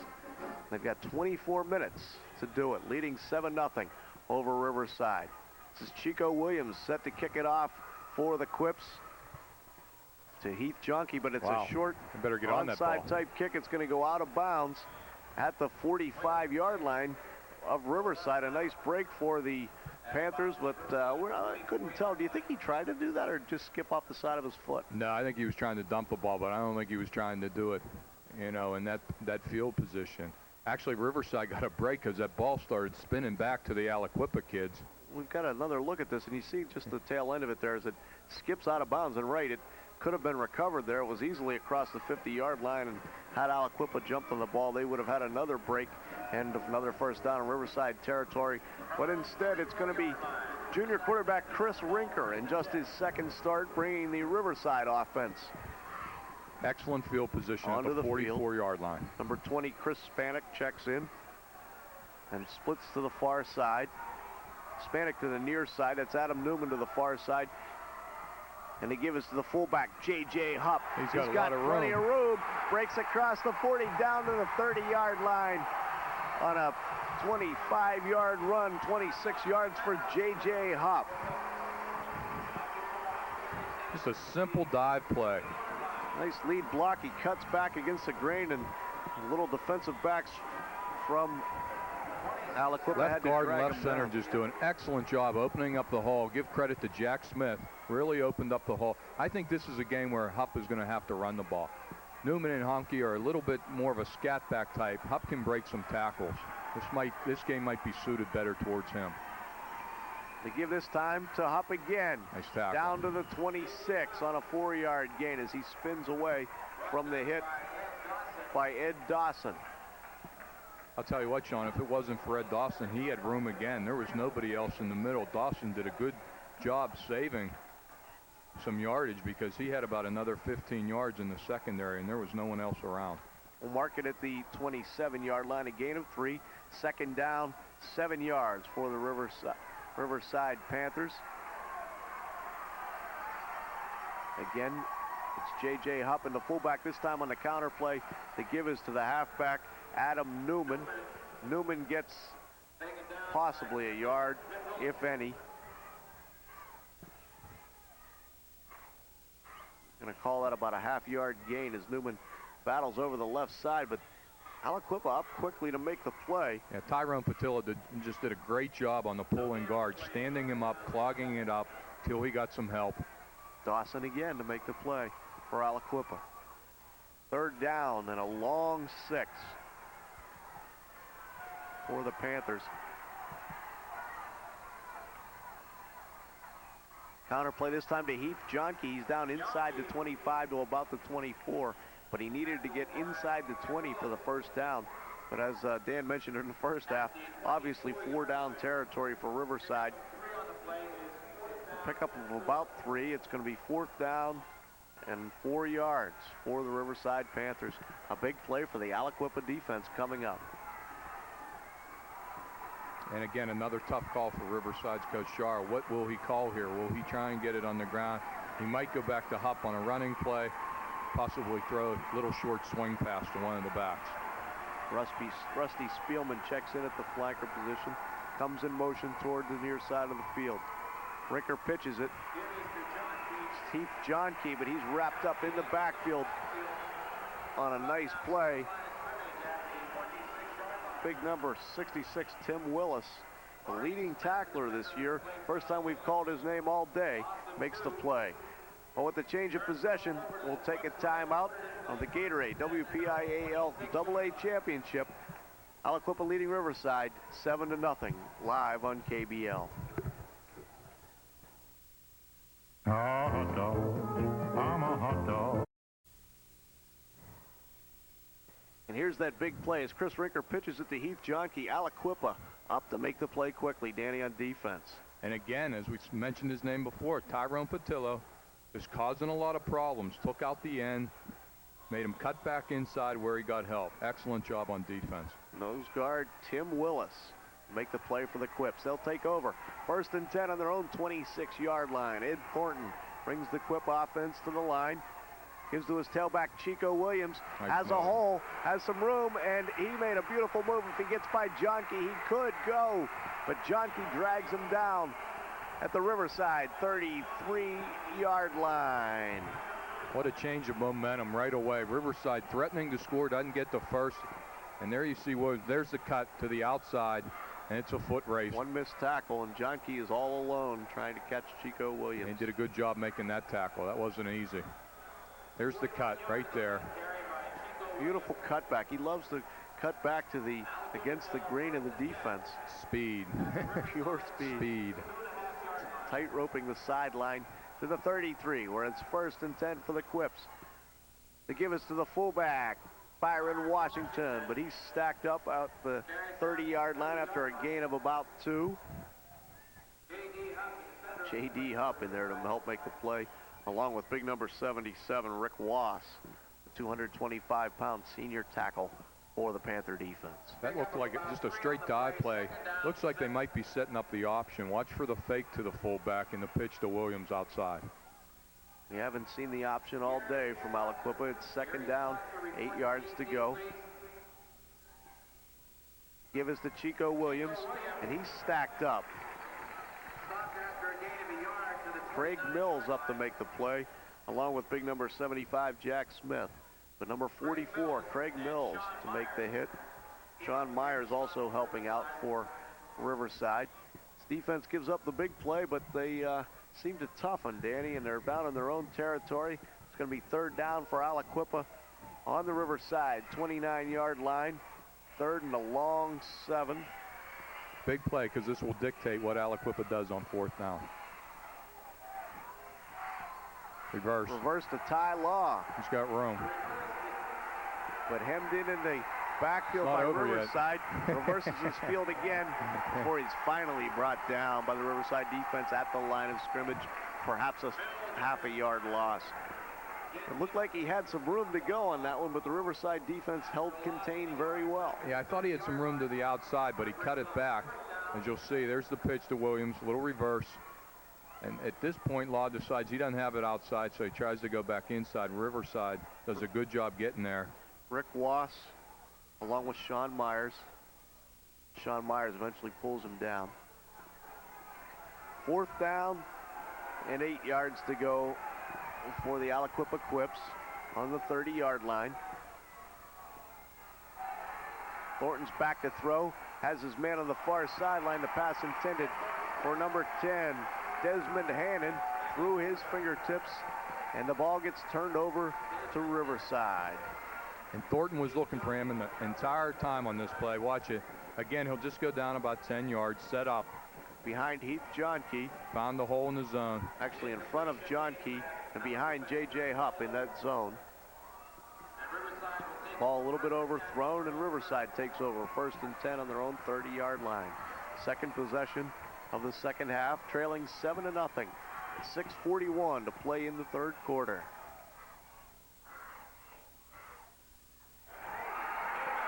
Adam Newman breaks it up the middle. Oh. He's dragged down at the 22.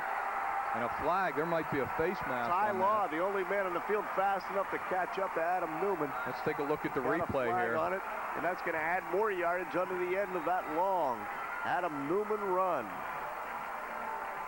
I don't know where the flag was. There was no face mask on that play. Sure didn't look like it to me. But that was a big break for Riverside. The penalty on the end of that nice long run by Adam Newman, and also a tough turn of events for Aliquippa. Left guard, left tackle for Riverside doing a good job this half. That's where Hupp got some yardage on their first series of plays. Just a quick dive play. And again, with Aliquippa having so many men close to the line of scrimmage, if you can get through the line of scrimmage, you're going to have some room. That's what happened to Hupp earlier in the 2nd half, and that's what happened that time.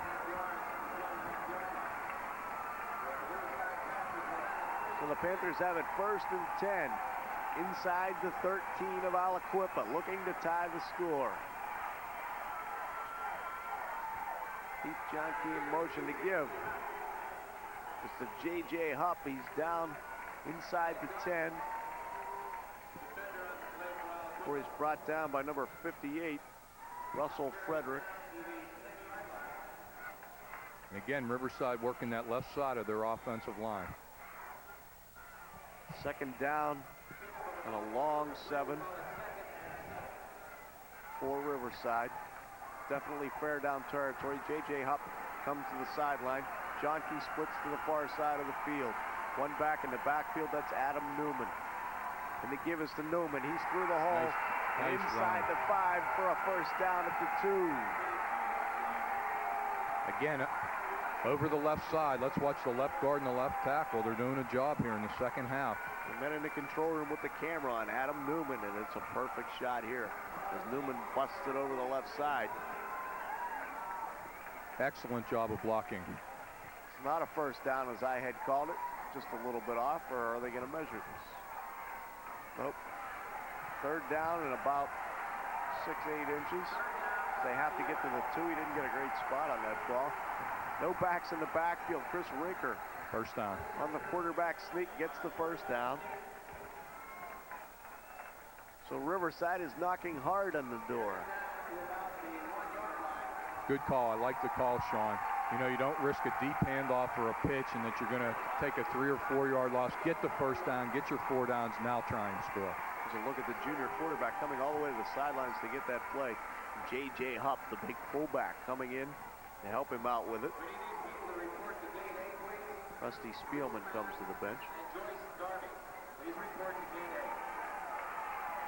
It's this kind of reverse wishbone formation with J.J. Hupp, the fullback.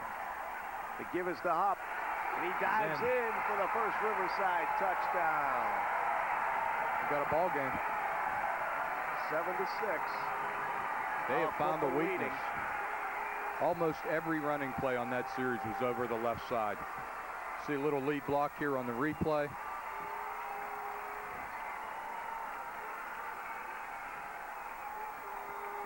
Nice camera work, guys. Heath Johnke with the block there on Tyrone Patillo, and just no stopping that big body. The extra point is up and good from Sean Myers, offensive guard. With that, we'll take a break. You are watching a tie ball game, Aliquippa and Riverside, 7-7, in the Gatorade WPIAL AA Championship live on KBL. Prices are low at Subway, but Sean Myers ready to kick it off for Riverside. It's tied at 7. In the AA final, as he scoops it to the near side, Tyrone Patillo picks it up. I thought his knee hit the ground. Went down. Takes it out to about the 39-yard line on the return before being brought down. Well, I thought his knee went down also. By Sean. About the 31-yard line. Instead, they're going to mark it at the 39, where the Quips will take over. 1st and 10. Their own 39. It's all tied up with 4:25 to play in the third quarter. But again, 7-7. Sean, the dangers of the squib kick, if it's fielded, again, they're at the 40-yard line. This is where Aliquippa started on their first touchdown drive. Almost the exact same spot. Law goes in motion. The first time we've seen this formation. They give us to Chico Williams. The tailback busts it up close to a first down at the 49, but he's going to be about a half a yard short before he's knocked down by Jack Smith. Riverside scoring drive, 70 yards in 5 plays. Took 2 minutes, 9 seconds. Hupp on the 1-yard run. Here's the replay. Watch Seth Foley come over to help out on this. Takes a little bit of a hit there. Seth limping into the formation for the defense. We'll watch the defensive tackle on the far side. See how he comes across the ball on this play for Riverside. Same formation, Law in motion again. This time it's the quarterback, Ed Thornton, sneaks it ahead for the first down to about the Riverside 47-yard line. Got an injury on the play. Looks like number 50. The center, Matt Hilliard, holding his knee. As he came down, I saw him go down after that. We're going to take a break from this great football game here. We've got a 7-7 game. This time out, sponsored by Allegheny General Hospital. Michael Midler might not be the next Bill Mazeroski, or even the star of his Little League team. Still, folks who've seen him play say that Michael Midler has quite an arm. They tell his story far and wide, the story of a young boy who... And we're back at Three Rivers Stadium in a 7-7 tie. Here's that play, and of course we have that ugly injury there, as you see. Craig Mills driving Matt Hilliard backwards over the pile there, and hopefully it's nothing serious as you see the trainers taking a look at Matt Hilliard's knee down on the field. He's flexing it pretty well there. Yeah, the knee just wasn't meant to go in that direction. He kind of got bent backwards. This is a big loss for Aliquippa. Matt Hilliard's having a heck of a ball game right now, and the way you know that is they're able to run the ball from tackle to tackle. That means your center's either doing a good job on the nose guard or on the middle linebacker, and he's having a whale of a game so far. He is, because we have not called the man in the middle of that Rick Wass really since the first quarter. And Aliquippa has moved the ball pretty well. Well, they moved it on the first drive for the touchdown, but they moved it pretty well since then too. So he's handling Rick Wass and Sean Myers and having a tough battle in there as you see him get up and walk off the field. Hard to tell whether or not we'll see Matt Hilliard again this afternoon. Well, it's good to see him walking off the field by himself. That is the key. He is putting pressure on the leg. I think you'll see him back in there. Well, even if we don't see him back in there, at least it does not look like it's something that will plague Matt further down the road. 6'4", 240-pound senior. Thing you always worry about when you bring a new center is the exchange between the center and the quarterback. It's number 60, Rico Rogers, in there snapping to quarterback Ed Thornton here. 1st and 10 for the Quips. The Riverside 47-yard line. They give us to the tailback. Chico Williams goes over the left side for Jason Richards, knocked him down, along with the man we just mentioned, Rick Wass, playing over top of that center for the Riverside Panthers. It's going to be 2nd down of about 5 after a gain of 5 for Chico Williams.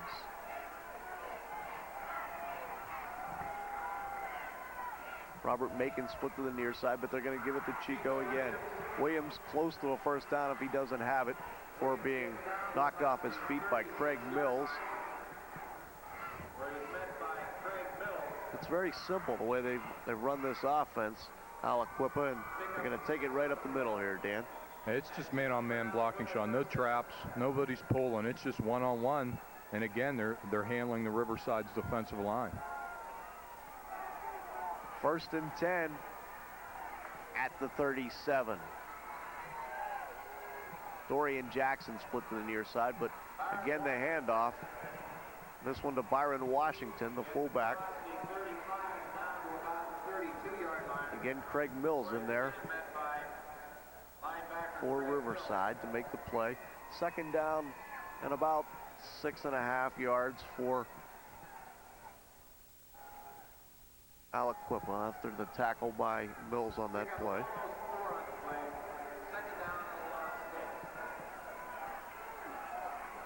High formation again behind Thornton. Very methodical Aliquippa offense. The reverse to Ty Law. Good penetration and good coverage by the Rochester defense, though. J.J. Hupp was back there. Didn't knock Law down, but slowed him enough for the other men to make the tackle. Yeah. We've got a quick look at this one. As you see Law come around, Hupp up to slow him down and turn him inside before Mills could get over to make the tackle for Riverside. Nice effort by Law just to get back to the line of scrimmage and get a yard out of it. It's going to be 3rd and a long 6. Big play. Again for Aliquippa. Tied all tied up at 7. We're in the last minute of the 3rd quarter of play, live at Three Rivers Stadium on KBL. Ed Thornton gives it to Chico Williams. He goes left. Nice cut.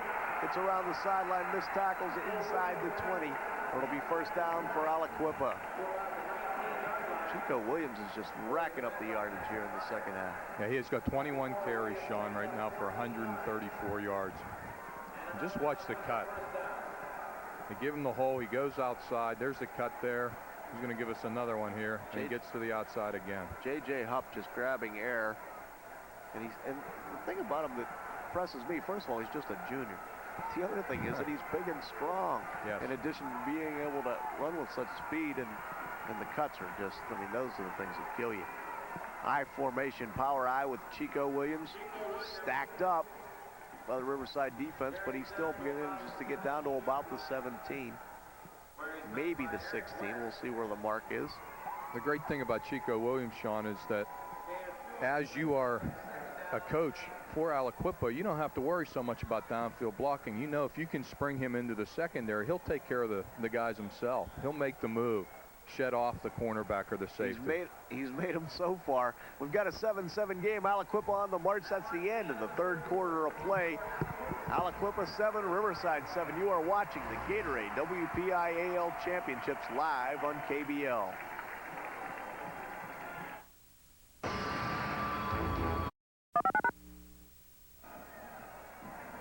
Well, it's 2nd down and 8. Aliquippa on the march, trying to regain the lead in this one. 7-7. Aliquippa and Riverside, some section foes from the Beaver County, very familiar with each other, and they're trying to settle this thing. Riverside having beaten Aliquippa by 30 points at the pit, where nobody beats Aliquippa, and worse than anything else. There's a timeout on the play by, you should take a look there at Chico Williams. Timeout on the play by Aliquippa right as we come out of the quarter, which is rather strange. You figure they had a lot of time there to prepare themselves to start the fourth quarter.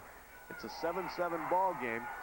Chico Williams having the big day for Aliquippa, and their 1 touchdown, a 1-yard plunge for him. J.J. Hupp, the sophomore fullback, scoring for Riverside to tie things up in the third quarter. This is a big call. I can kind of understand their hesitation. 2nd and 8 on the 17-yard line. Aliquippa.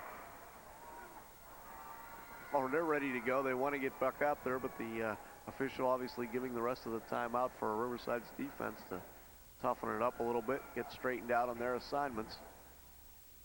Chico Williams, 22 carries for 139 yards so far today, Sean. Desmond Hannon will be split out to the far side when the Riverside defense sets here against the Aliquippa offense. Got quarterback Ed Thornton, the 6'1", 170-pound junior, under center. In a wishbone backfield, it's a power eye backfield behind him with Chico Williams at the tailback slot. The give is to him. Cuts to his back, left, right. He's down close to the first down. He's going to be a couple yards short as he gets down to about the 11.5 or 12. But again, they're just getting a lot of yardage in the middle of the field. It's Williams basically going over the center with a lead block, picking and choosing there. Again, nice little cut. Pick up about 2 extra yards out of it. 3rd and about 2. Chris Kuglitz made the nice hit. Fought off the block and made the hit. As you get a look at him leaving the field there in the Riverside defense. Coach had put him in. 3rd and 2. I formation. Ty Law to the near side to give to Chico. Oh, he burst out of Junior fakes to the left and cruises into the end zone for the Aliquippa lead. 13-7, 11-18 to play in the third quarter. Boy, there you saw that burst of speed. He just got the ball, kind of a little sprint out draw. Straight dive blocking. Let's take a look at it. Goes to his right. You see he's got a head of steam when he gets the ball, and he just goes through there untouched. Look at the moves. This kid is a junior. And really just a great job of blocking by the Aliquippa line. I mean, he wasn't touched. Our field level camera, he went right by that camera. Chico Williams, 1,849 yards this year. He's going to be up over the 2,000 mark with today's game. Chico Williams, he's not there yet, but we've got a whole quarter to play just about. Now he's going to kick the extra pointer attempt. Offsides. We've got a call, a flag on the play, and a whistle before the play is. I think it was Riverside, Sean. Which now you might. Wouldn't they let them run the play if it was defense? Not, I guess. I think he was over before the snap. And maybe they'll go for 2 when they get a little bit closer to the goal line to make the lead insurmountable. Yeah, it's a decision, but it doesn't look like they're going to. Chico just tightened his shoe. He's going to be kicking it out of the hold of Dorian Jackson, senior wingback.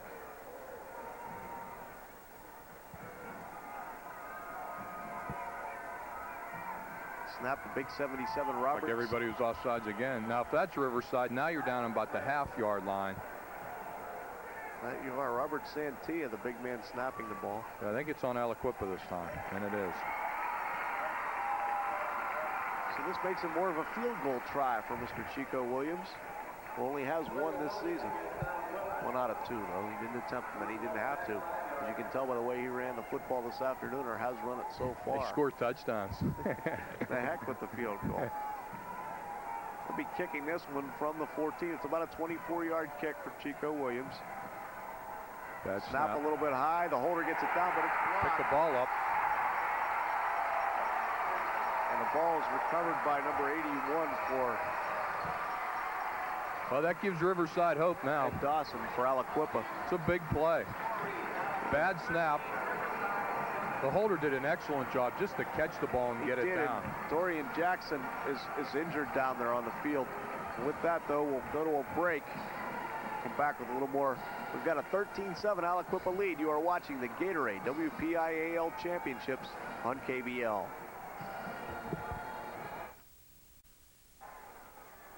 As you see the replay of the extra point here, that is Matt Hilliard snapping, gets it behind Dorian Jackson, makes the play, but the kick is blocked. He's injured. He did walk off the field under his own power, and I think we're going to see him again this afternoon. He looked pretty good after he got up and walked off the field. Kickoff by Chico Williams. It's deep. Adam Newman's going to take it in his own 11 for Riverside. Down by 6, across the 25, looking for room at the 30. Gets out to the 34 before he's brought down on the play by number 60, Rico Rogers for Aliquippa. Nice return by Newman. Did a good job. Obviously, it was a return right, which made it tough for him because he had to get all the way to the other side of the field. Here's the kickoff again. We'll get another look at Newman. He fielded this ball on his own 11, took it out to the 34 for the 33-yard kickoff return, 23-yard kickoff return. Number 61 also making the play, Phillip Woods, linebacker for Aliquippa, sophomore. Chris Rinker under center. The give is to the fullback.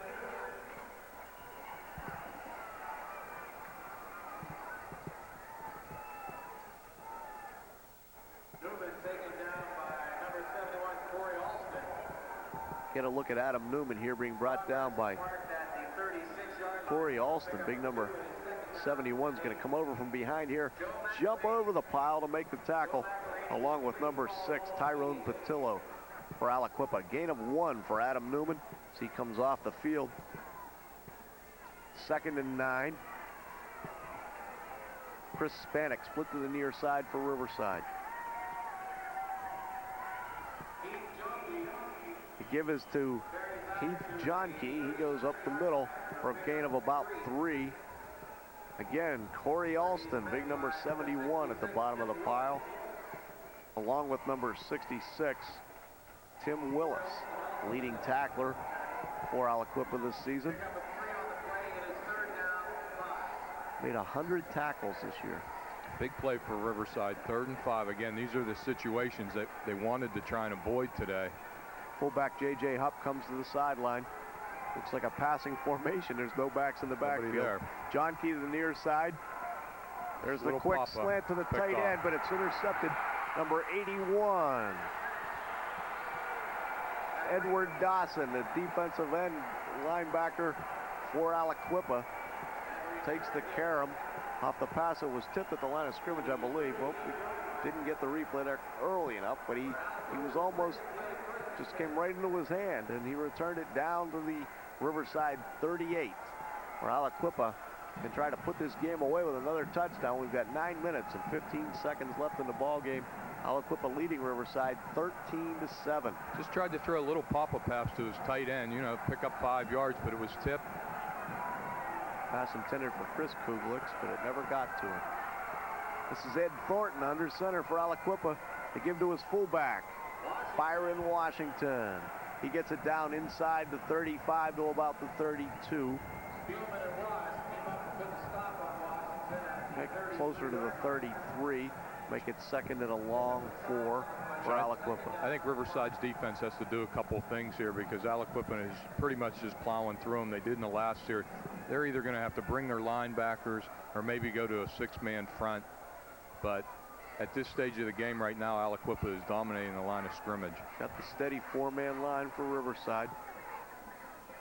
The give to the deep back this time, Chico Williams. He's inside the 30 to the 29, close to a first down. They're getting 4 and 5 yards a pop. They have about 180 yards rushing right now. Get a look at this one. As you said, they're just blowing them off the line of scrimmage. Here's Williams following the lead block of his fullback, actually cutting back inside the fullback and just blasting himself down close to a first down. They're going to measure it. 8:06 to play in this one. Aliquippa leading Riverside 13-7. It's going to be third. It is a first down. Aliquippa on the 28. Got a good, nice mark on the play there for Chico Williams. A first down for Aliquippa. 8:01 and the clock is turning. Drive here just might put this one away. The way Riverside has struggled on offense so far this afternoon. Chico Williams over the right side. They came up and made the hit at the line. He still got 3. And he just ripped himself away from Rick Wass and company. Spun ahead for a few yards. Close to the 24, inside the 25. Second down and 6 yards for Aliquippa. You know, it's getting to the point in the game where they're just going to have to gamble. You know, you can risk giving up the pass, but you have to make a play on defense. They're getting 5 yards every pop. There's only 7 minutes left. They're on your own 24-yard line. You're going to have to shoot your linebackers or come with your corners. Ty Law in the near slot goes in motion to the far side. Ed Thornton gives it to Chico Williams inside the 20 to the 19. Close to another first down. Running over the big left side of that offensive line. Mark Battolini and Russell Frederick leading the way. It's actually going to be at least a yard short. It's going to be 3rd and 1 for Aliquippa, just inside the 20. You know, looking at the Riverside sideline, I see Chris Spanek, who is really their backup quarterback, warming up. I don't know if that's a pretense of things to come. Maybe if they get down, he's more of a thrower. He might come in on the next series. Ed Thornton gives it to the tailback, Chico Williams again. He's got the first down. He's inside the 15. And the Quips are just rolling after Rusty Spielman finally dragged him down. The Quips have another first down in the drive. That interception looks to be a telling mistake for the Riverside Panthers. It's not brain surgery here. You know, they're in 4-down territory. They only need 10 yards. So, you know, they get even 3 yards a clip. They're going to get their first down and keep the drive going.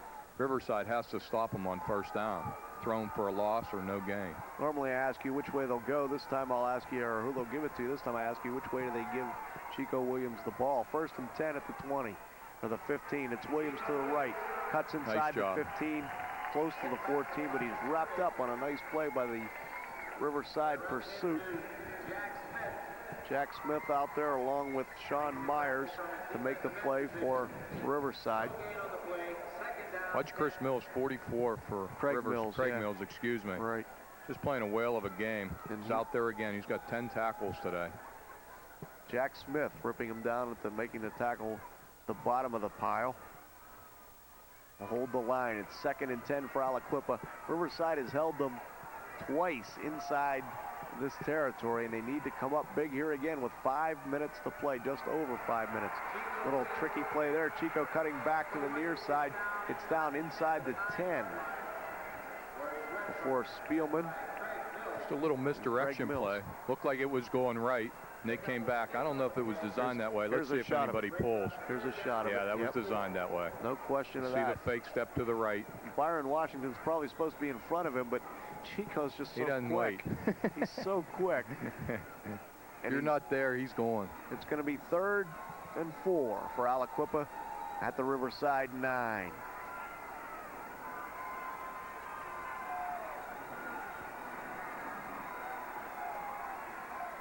Chico Williams to the right this time.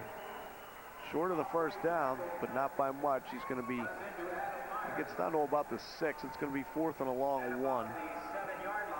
Riverside, the last couple downs, has gone to a 6-man front, trying to slow down the rushing game of Aliquippa.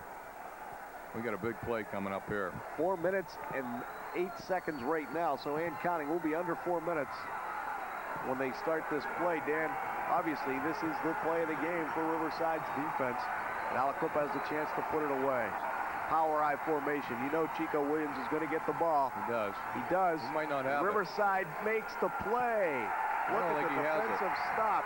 He did not get to the 5-yard line. He does not have the first down. Looked like kind of a bad exchange from the quarterback. Let's take a look at it. A whole host of Riverside defenders up to make the play. It's not real smooth. Number 66 for Riverside did an excellent job clogging things up. Mike Kovacevic. I was leaving that name for you to pronounce. I knew you were waiting for something. But Kovacevic really made the play, and Riverside takes over on their own 8-yard line. 92 yards to go for the WPIAL championship. 3 minutes and 33 seconds to play. The give is to Adam Newman. He's across the 10 to about the 13, a pickup of about 5. And again, they go back to the left side where they've had a lot of success this half. But they're running out of time. There's only 3 minutes and 15 seconds left. They're going to have to start speeding things up here. J.J. Hupp coming in with the play. We're down to about 3 minutes. And we'll be very quickly 3:04 right now. For our casual viewers of high school football, there is no 2-minute timeout, so they don't have that to rely on. There's Ron Sharo on the sideline. Question is here, who it's the reverse call. No, they gave to the first man, Adam Newman, and he's stacked up by that Aliquippa defense. Tim Willis in there to stack it up. Make the play, a little or very little gain. And there you see Rinker coming over to the sidelines to get the play. Again, this is very time consuming.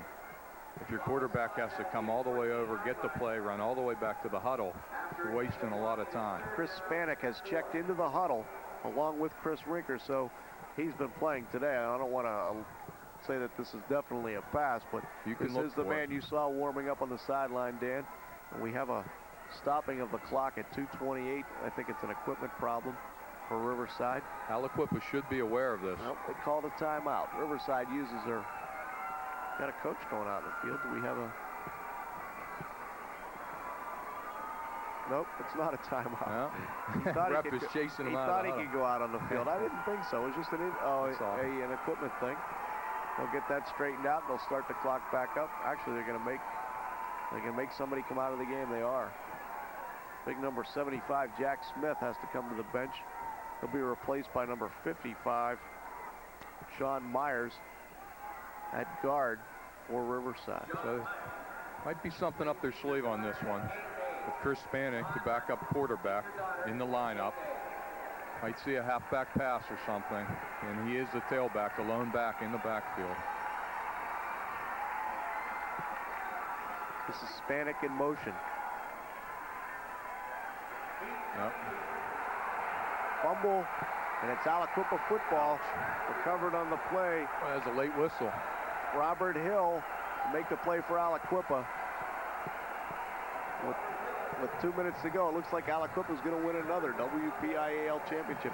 Heath Johnke hit hard on the play from behind. No, my mistake, that wasn't a late whistle. Dorian Jackson and Bryce Smith made the play for Aliquippa's defense. Knocked the ball loose. And that with 1:59 and counting to play in this one. Looks like Aliquippa is going to win their 6th title since 1984. Riverside has 3 timeouts. I don't know why they're not calling them. Stranger things have happened. All you need is a turnover. But watch for everyone on Riverside to go at Chico Williams. Sure. Chico gets down close to the 10-yard line, a pickup of about 1.5 yards before he's stacked up by the Riverside defense. Adam Myers to make the tackle, big number 69.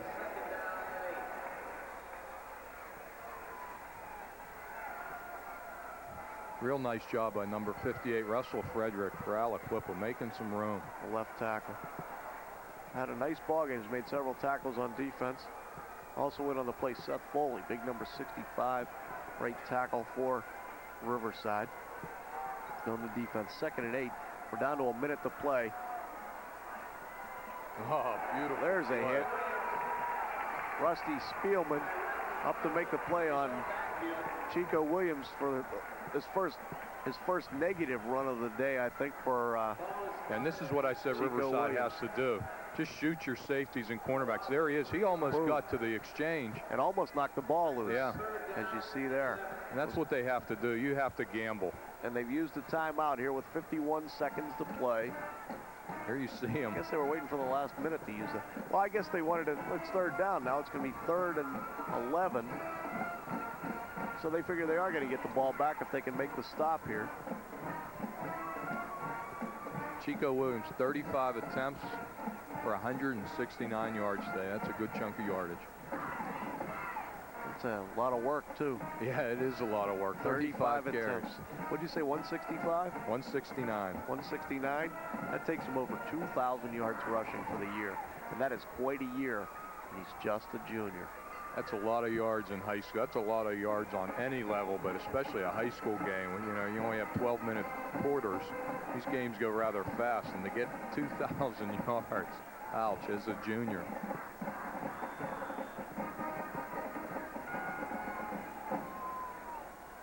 If Aliquippa has any guts, they can put it up here. They will probably have a receiver wide open. 3rd and 11. It was a power eye. They split out of it. Ty Law in the slot to the far side of the field. Watch him. Quarterback sneak. Ed Thornton dragged down by number 44. Craig Mills. Riverside goes with the immediate timeout. They got 1 left. They have 1 left. It's 44 seconds to play in this one. And it's going to be 4th and 8. Long 8, almost 9 for Aliquippa.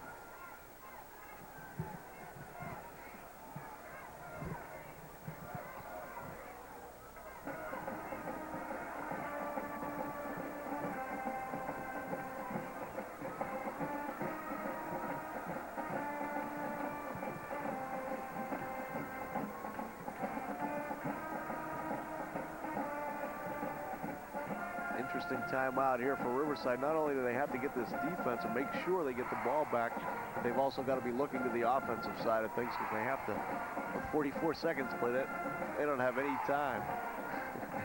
See the Aliquippa fans celebrating on the far side of the field. Actually, that's the, yeah, it is the far side. Let's see where we were, but they are celebrating. Could it be too early? They're leading 13-7, 44 seconds to play over Riverside. Quarterback Ed Thornton with the power eye formation. Chico Williams behind him. They're going to pitch it to him on 4th yard and 8. right. Knock him out of bounds is what Riverside wants, but he dives inside the one. He got a great First spot. down for Chico Williams. I think he had the sticks easy. Yeah, I think he had it. I think he had the sticks too, but he got a great spot. Let's watch. Here we go. Just a schoolyard right. Give it to Chico. Everyone get out of his way. Good downfield blocking by number 62, Anthony McKenzie. And also Ty Law throwing a nice block. Oh, Chico just a great down job inside diving. the 1 yard line. 30 seconds to play. Same play, little different look at it. You see the cut. Actually, it was a good spot because he dove for those last 2 yards. Those last 2. I think he smelled end zone. He wanted the touchdown. There's the quarterback, Ed Thornton, trying to sneak it in. He's close, but he's driven back by the Riverside defense with 10 seconds to play in this one. It's going to count out, but the final score is going to be Aliquippa 13, Riverside 7. The revenge is complete for the Quips.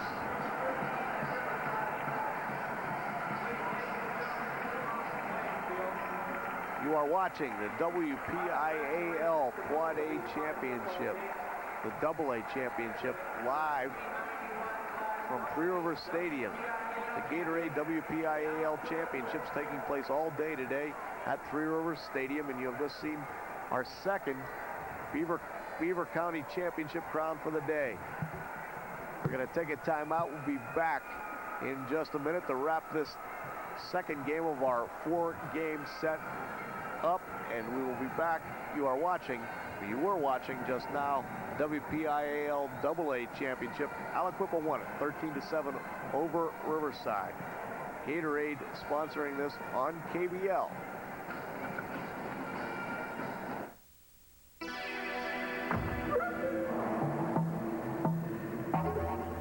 As you can see, the actual size of a Jolly Rancher candy is 3/4 of an inch by 3/4 of an inch.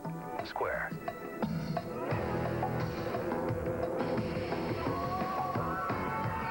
But the actual taste of a Jolly Rancher candy is immeasurable. Jolly Rancher candy. Back live at the Gatorade WPIAL Championships, where the AA game has just been completed with Aliquippa beating Riverside. Dan, it was a revenge matchup for Aliquippa. Riverside having beaten them during the regular season, but it was quite the game, and it was the one we expected, I think.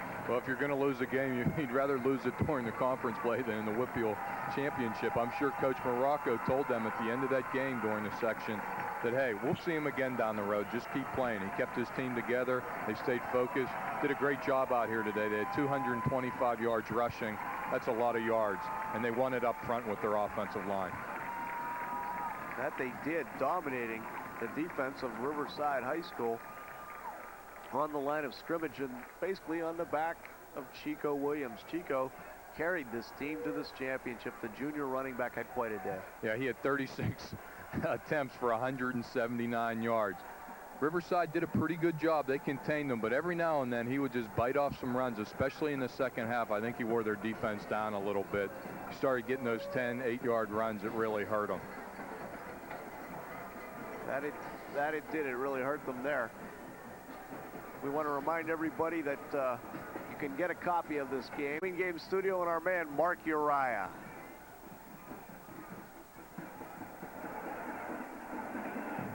And the second championship crowned today. Aliquippa winning 13-7 over Riverside. Rochester winning the Class A ball game by a 20-6 score. I'm with Gary Cathell, the head coach of Peters Township. Gary, an outstanding ball game. Thank you. It was a real good game to see. Both of them. The first two games were really exciting. It was a good game. Riverside and Aliquippa played earlier in the season. Riverside won big. Aliquippa obviously drove that point home, I would say, this week and came out of here with a big win today. I'll tell you what, they got some little running back. And what is Chico Williams is his name? Tremendous runner. Great balance and good football team altogether. I don't want to take anything away from Riverside, but Aliquippa had an opportunity to score in the first half, fumbled the ball away down near the goal line, then had a punt return called back because of a penalty. I'm sure would have liked to have had those couple of scores, would have given them a little bit more breathing room.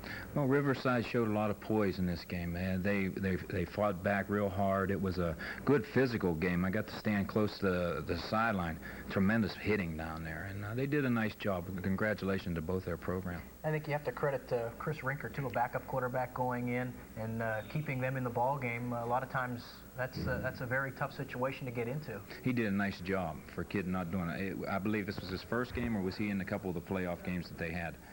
As far as I know, he hadn't played all that much. I know that Pursuto hadn't practiced all week long, so it's a tough situation. You play for a team like that, I'm sure you get your playing time. Super job. In a big game like this, that's tough. Super job he did. We have a couple of the Aliquippa players here, and we are also hoping to talk to Frank Morocco, the head coach of the Quips, and looks like he's making his way in here right now, so we'll have him very shortly. Again, the final score, 13-7, Aliquippa winning, and we'll see if we can get Frank in here now and get his thoughts on the game here this afternoon. First of all, congratulations, a tremendous victory. Thank you. I tell you something. I want to say this in all sincerity. I am very, very proud of our football team. Today they showed class. We came out after we had that defeating blow to us handed us at our stadium by Riverside. We knew from that point on that nothing was going to stop us. Our kids showed courage today. They showed fight today, and especially they're very proud of their community of Aliquippa. I'm very proud to be the football coach of Aliquippa. I want to say to all the people back in Aliquippa, we did this for the people of Aliquippa, the community of Aliquippa. We don't have much there. We don't have no more steel mills. We don't have no more jobs. We're a depressed town. But one thing we got is fight. And the Aliquippa Fighting Quips today showed their class. And a great football tradition. You got a lot of that, too. Exactly. It's got to be tough to coach in a situation like that where people expect you to win almost all the time. It's a challenging job. But you know what? I got a great coaching staff. Coaching staff worked very, very hard. We put a lot of extra hours in, studying films, breaking down films. We did a lot of things this week different. We had to put some new things in. Defensively, we showed a defense we never showed before. It's a 63 that I put in this week. I felt that it would work. It did, except for the one drive they had. We had many, many opportunities to score. We should have had 2 or 3 more touchdowns on that scoreboard. But I'm not going to bark about that. I'm a happy man today. I'm going back home and I'm celebrating. Had to be tough at halftime after getting down close to the goal line and not scoring and then having the punt return called back. How'd you feel at halftime? Halftime, our kids were ready. Our kids, you know, sometimes you come in at halftime, you can read the kids. You can tell whether the kids are let down or if it's going to be an explosion. We came out and we exploded. I think our offensive line controlled their defensive line to the point where we had to do what we had to do. And Chico Williams ran the ball very, very, very hard today. We knew we had to give him the football. He did what he had to do. He's a great football player. I want to credit my offensive line coach, Vince Luca. Our coach is Ori Lash, our offensive coordinator, Robbie Dobo, Pete Short, Sherman McBride. Everybody did a tremendous job. People talk about your offense all the time. The defense did a tremendous job. The defense the last 4 weeks has been superior. I mean, we've only given up 2 touchdowns in the last 4 or 5 games, and that's the key to victory. I've always said that. Offense wins you games, but defense will win you championships, and we believe in that. Okay, I talked to the Rochester people about this, and I'll bring it up with you too. Everybody wants to celebrate, but you can't let that last too long. Well, we're going to celebrate tonight. Tomorrow morning we have a coaching meeting. We're right back to work again. So, you know, we have about 24 hours to celebrate. I have an 8 o'clock meeting with the coaching staff, so I'm ready. Okay, Coach. Thanks again. Thank you very much. Congratulations. I'm going to try to work a couple of players in here as well. Again, the final score: 13-7. Aliquippa winning over Riverside. And let's see if we can bring one of the players in here right now. Corey Alston, you guys, let's talk about the play of the defense today. You guys did a great job shutting down Riverside. Yes, we did. Practice all week, going over the offenses. The rookies did a nice job giving us a look how they come out with the offensive scheme and stuff. Just came out, we took it to them. You made a big play on the interception late in the ball game where you're trying to keep them off the board, where you're trying to hold on to the lead. What happened when you tipped the ball? I seen the guy, the quarterback didn't take a long drop step back. He was about like a half a yard or less, you know. And I seen him come out. He pumped the ball the first time. He threw it again. I knew, you know, I could have it with my reach and everything. Tip it up and hope for the best. What was it like the past week? Was there a lot of talk about the first Riverside game, or was it just something that everybody kind of had in the back of their mind? You mean the first meeting? Yes. It was like another game. No one really thought, you know, they would come out, you know, that hard. Give them credit on that. But we showed who was number one, on top. Okay, thank you very much, Corey. Let's try to work some of the other guys in here as well. We've got a crowded studio, a lot of players getting in here. And right now, we're going to talk to Ty Law. Ty, it had to be tough for you in that you had a chance maybe to pull out a little further than you did early in the ball game, and you weren't able to do it. Right. It was mental mistakes, you know. We just get down there, we got a little too happy, you know. We made some minor mistakes down at the goal line, you know. We went at halftime, you know. We didn't let ourselves down, and we came back out fighting hard, and you know, because we didn't come up here to lose. Speaking of which, you talk about Aliquippa and such a great winning tradition. People expect you to win there. It had to be doubly tough losing last year and not getting to the final. It's got to be kind of extra sweet this year to come back and win it. Right. Yeah. You know, last year, you know, we came into Washington. You know, we were a little too big-headed last year. You know, we thought we could come in and run right over Washington, and they came prepared, and we weren't. But this year, we remember what happened last year, so we came in, you know, fought hard, and we knew what we was gonna do. We came here to win, and that's what we did. Okay, Ty, thanks a lot. We got a couple other guys here. We're going to try to get them all in here before we have a break. Probably the offensive star of the game, not probably, definitely the offensive star of the game for Aliquippa. Chico Williams, big day for you. It was, but the line did all the work for me. That's a lot of times players who have the line that open the holes for them. A lot of times those guys don't get a lot of credit, and I know running backs like yourself, at least on occasion, like to mention and let everybody know what kind of job they're doing. I like to mention the linemen because if there wasn't no linemen, I couldn't do nothing.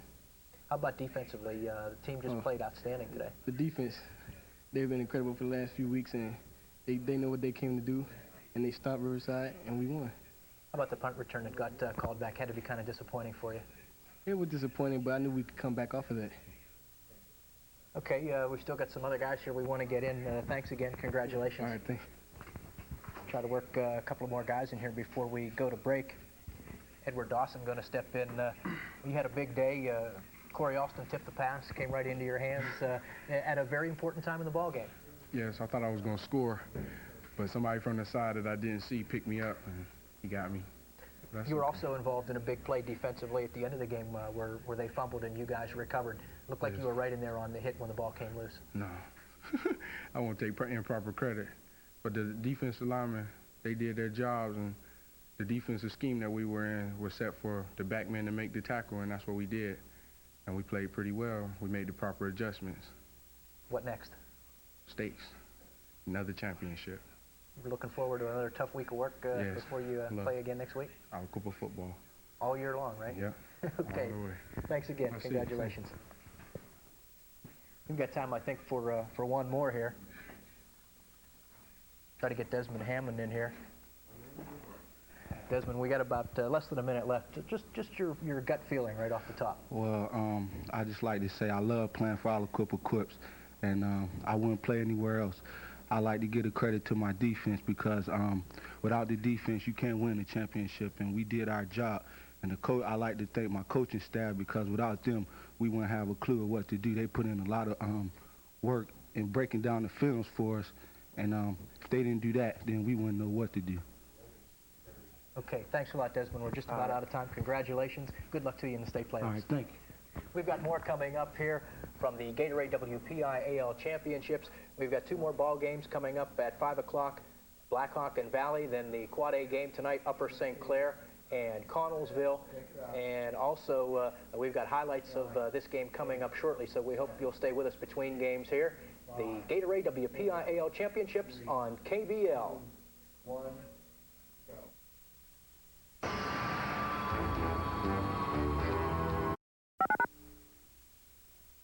Ron Shiro, the head coach of Riverside, joins us now. Coach, first of all, thanks for coming in and visiting with us under tough circumstances. It's my pleasure. You guys had a lot of opportunities today. Aliquippa kind of left the door open for you a couple of times. Yeah, we got it down in there a couple of times, and we just didn't execute it and didn't get it in. You got to give our defense a lot of credit because they've really come on the last 5 or 6 weeks defensively, and they stopped us when we got down there and when it counted. What were they doing differently from the first time that you played them?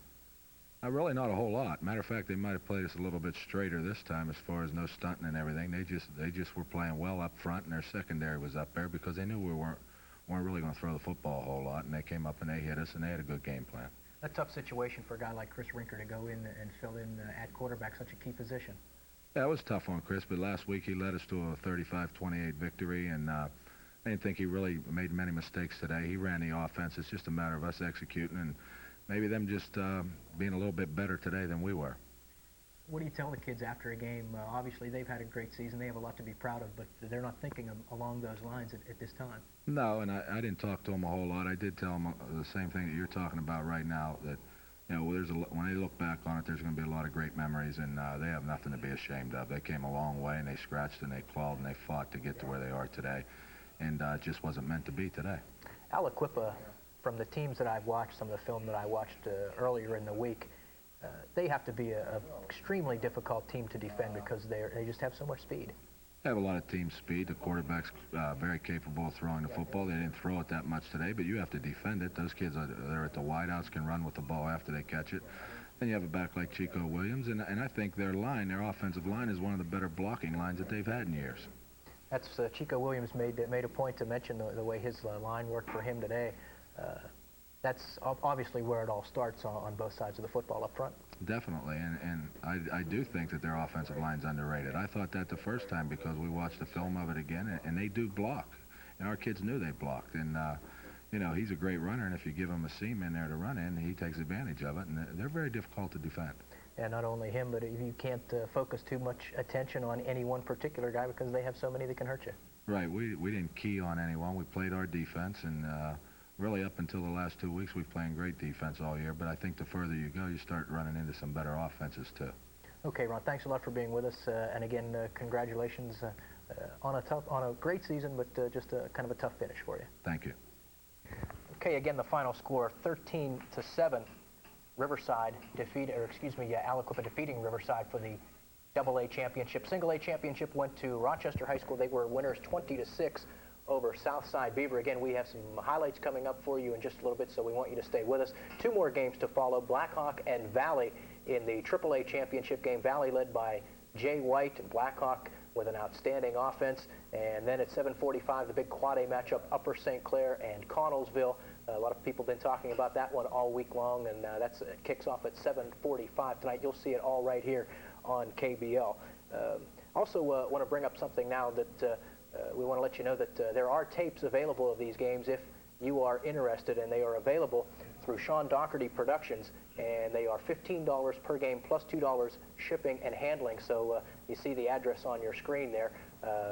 Sean Doherty Productions, outstanding games as well. We still have a couple of minutes. Let's see if we can get Gary Cathell, the head coach for Peters Township, back in here. We've got the big AAA matchup coming up between Blackhawk and Valley. Gary, a AAA coach, as we mentioned before, if you were with us with Peters Township. Gary, your thoughts on that game coming in? Well, it should be a good offensive game, but one thing we've got to remember, Valley has a really good defense. They've really shut people down the last half of the season, so it should be pretty exciting. We're going to see a great running back and a great quarterback. Yeah, it's one thing that, you know, I happened to see them a couple of weeks back against McGuffey, and everybody was talking about Jay White. But the guy that really impressed me for Valley was Corey, their quarterback. They did a pretty good job. McGuffey did of slowing White down, but when they needed big plays, Corey did a nice job of keeping the drives going and eventually getting them in for the winning score. Sure, he's a sleeper, and he's a 900-yard passer right now, so Blackhawk better watch out this afternoon. Okay, we've got more coming your way here, including highlights of the AA ball game. Again, 13-7 the final score, Aliquippa winning in the AA game. You're watching the Gatorade WPIAL Championships on KBL.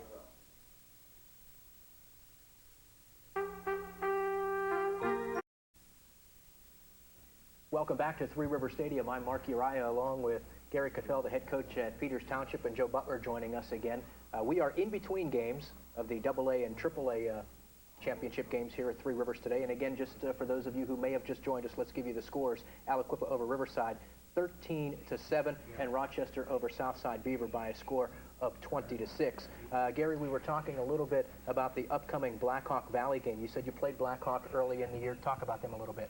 Well, Blackhawk is a very explosive offense.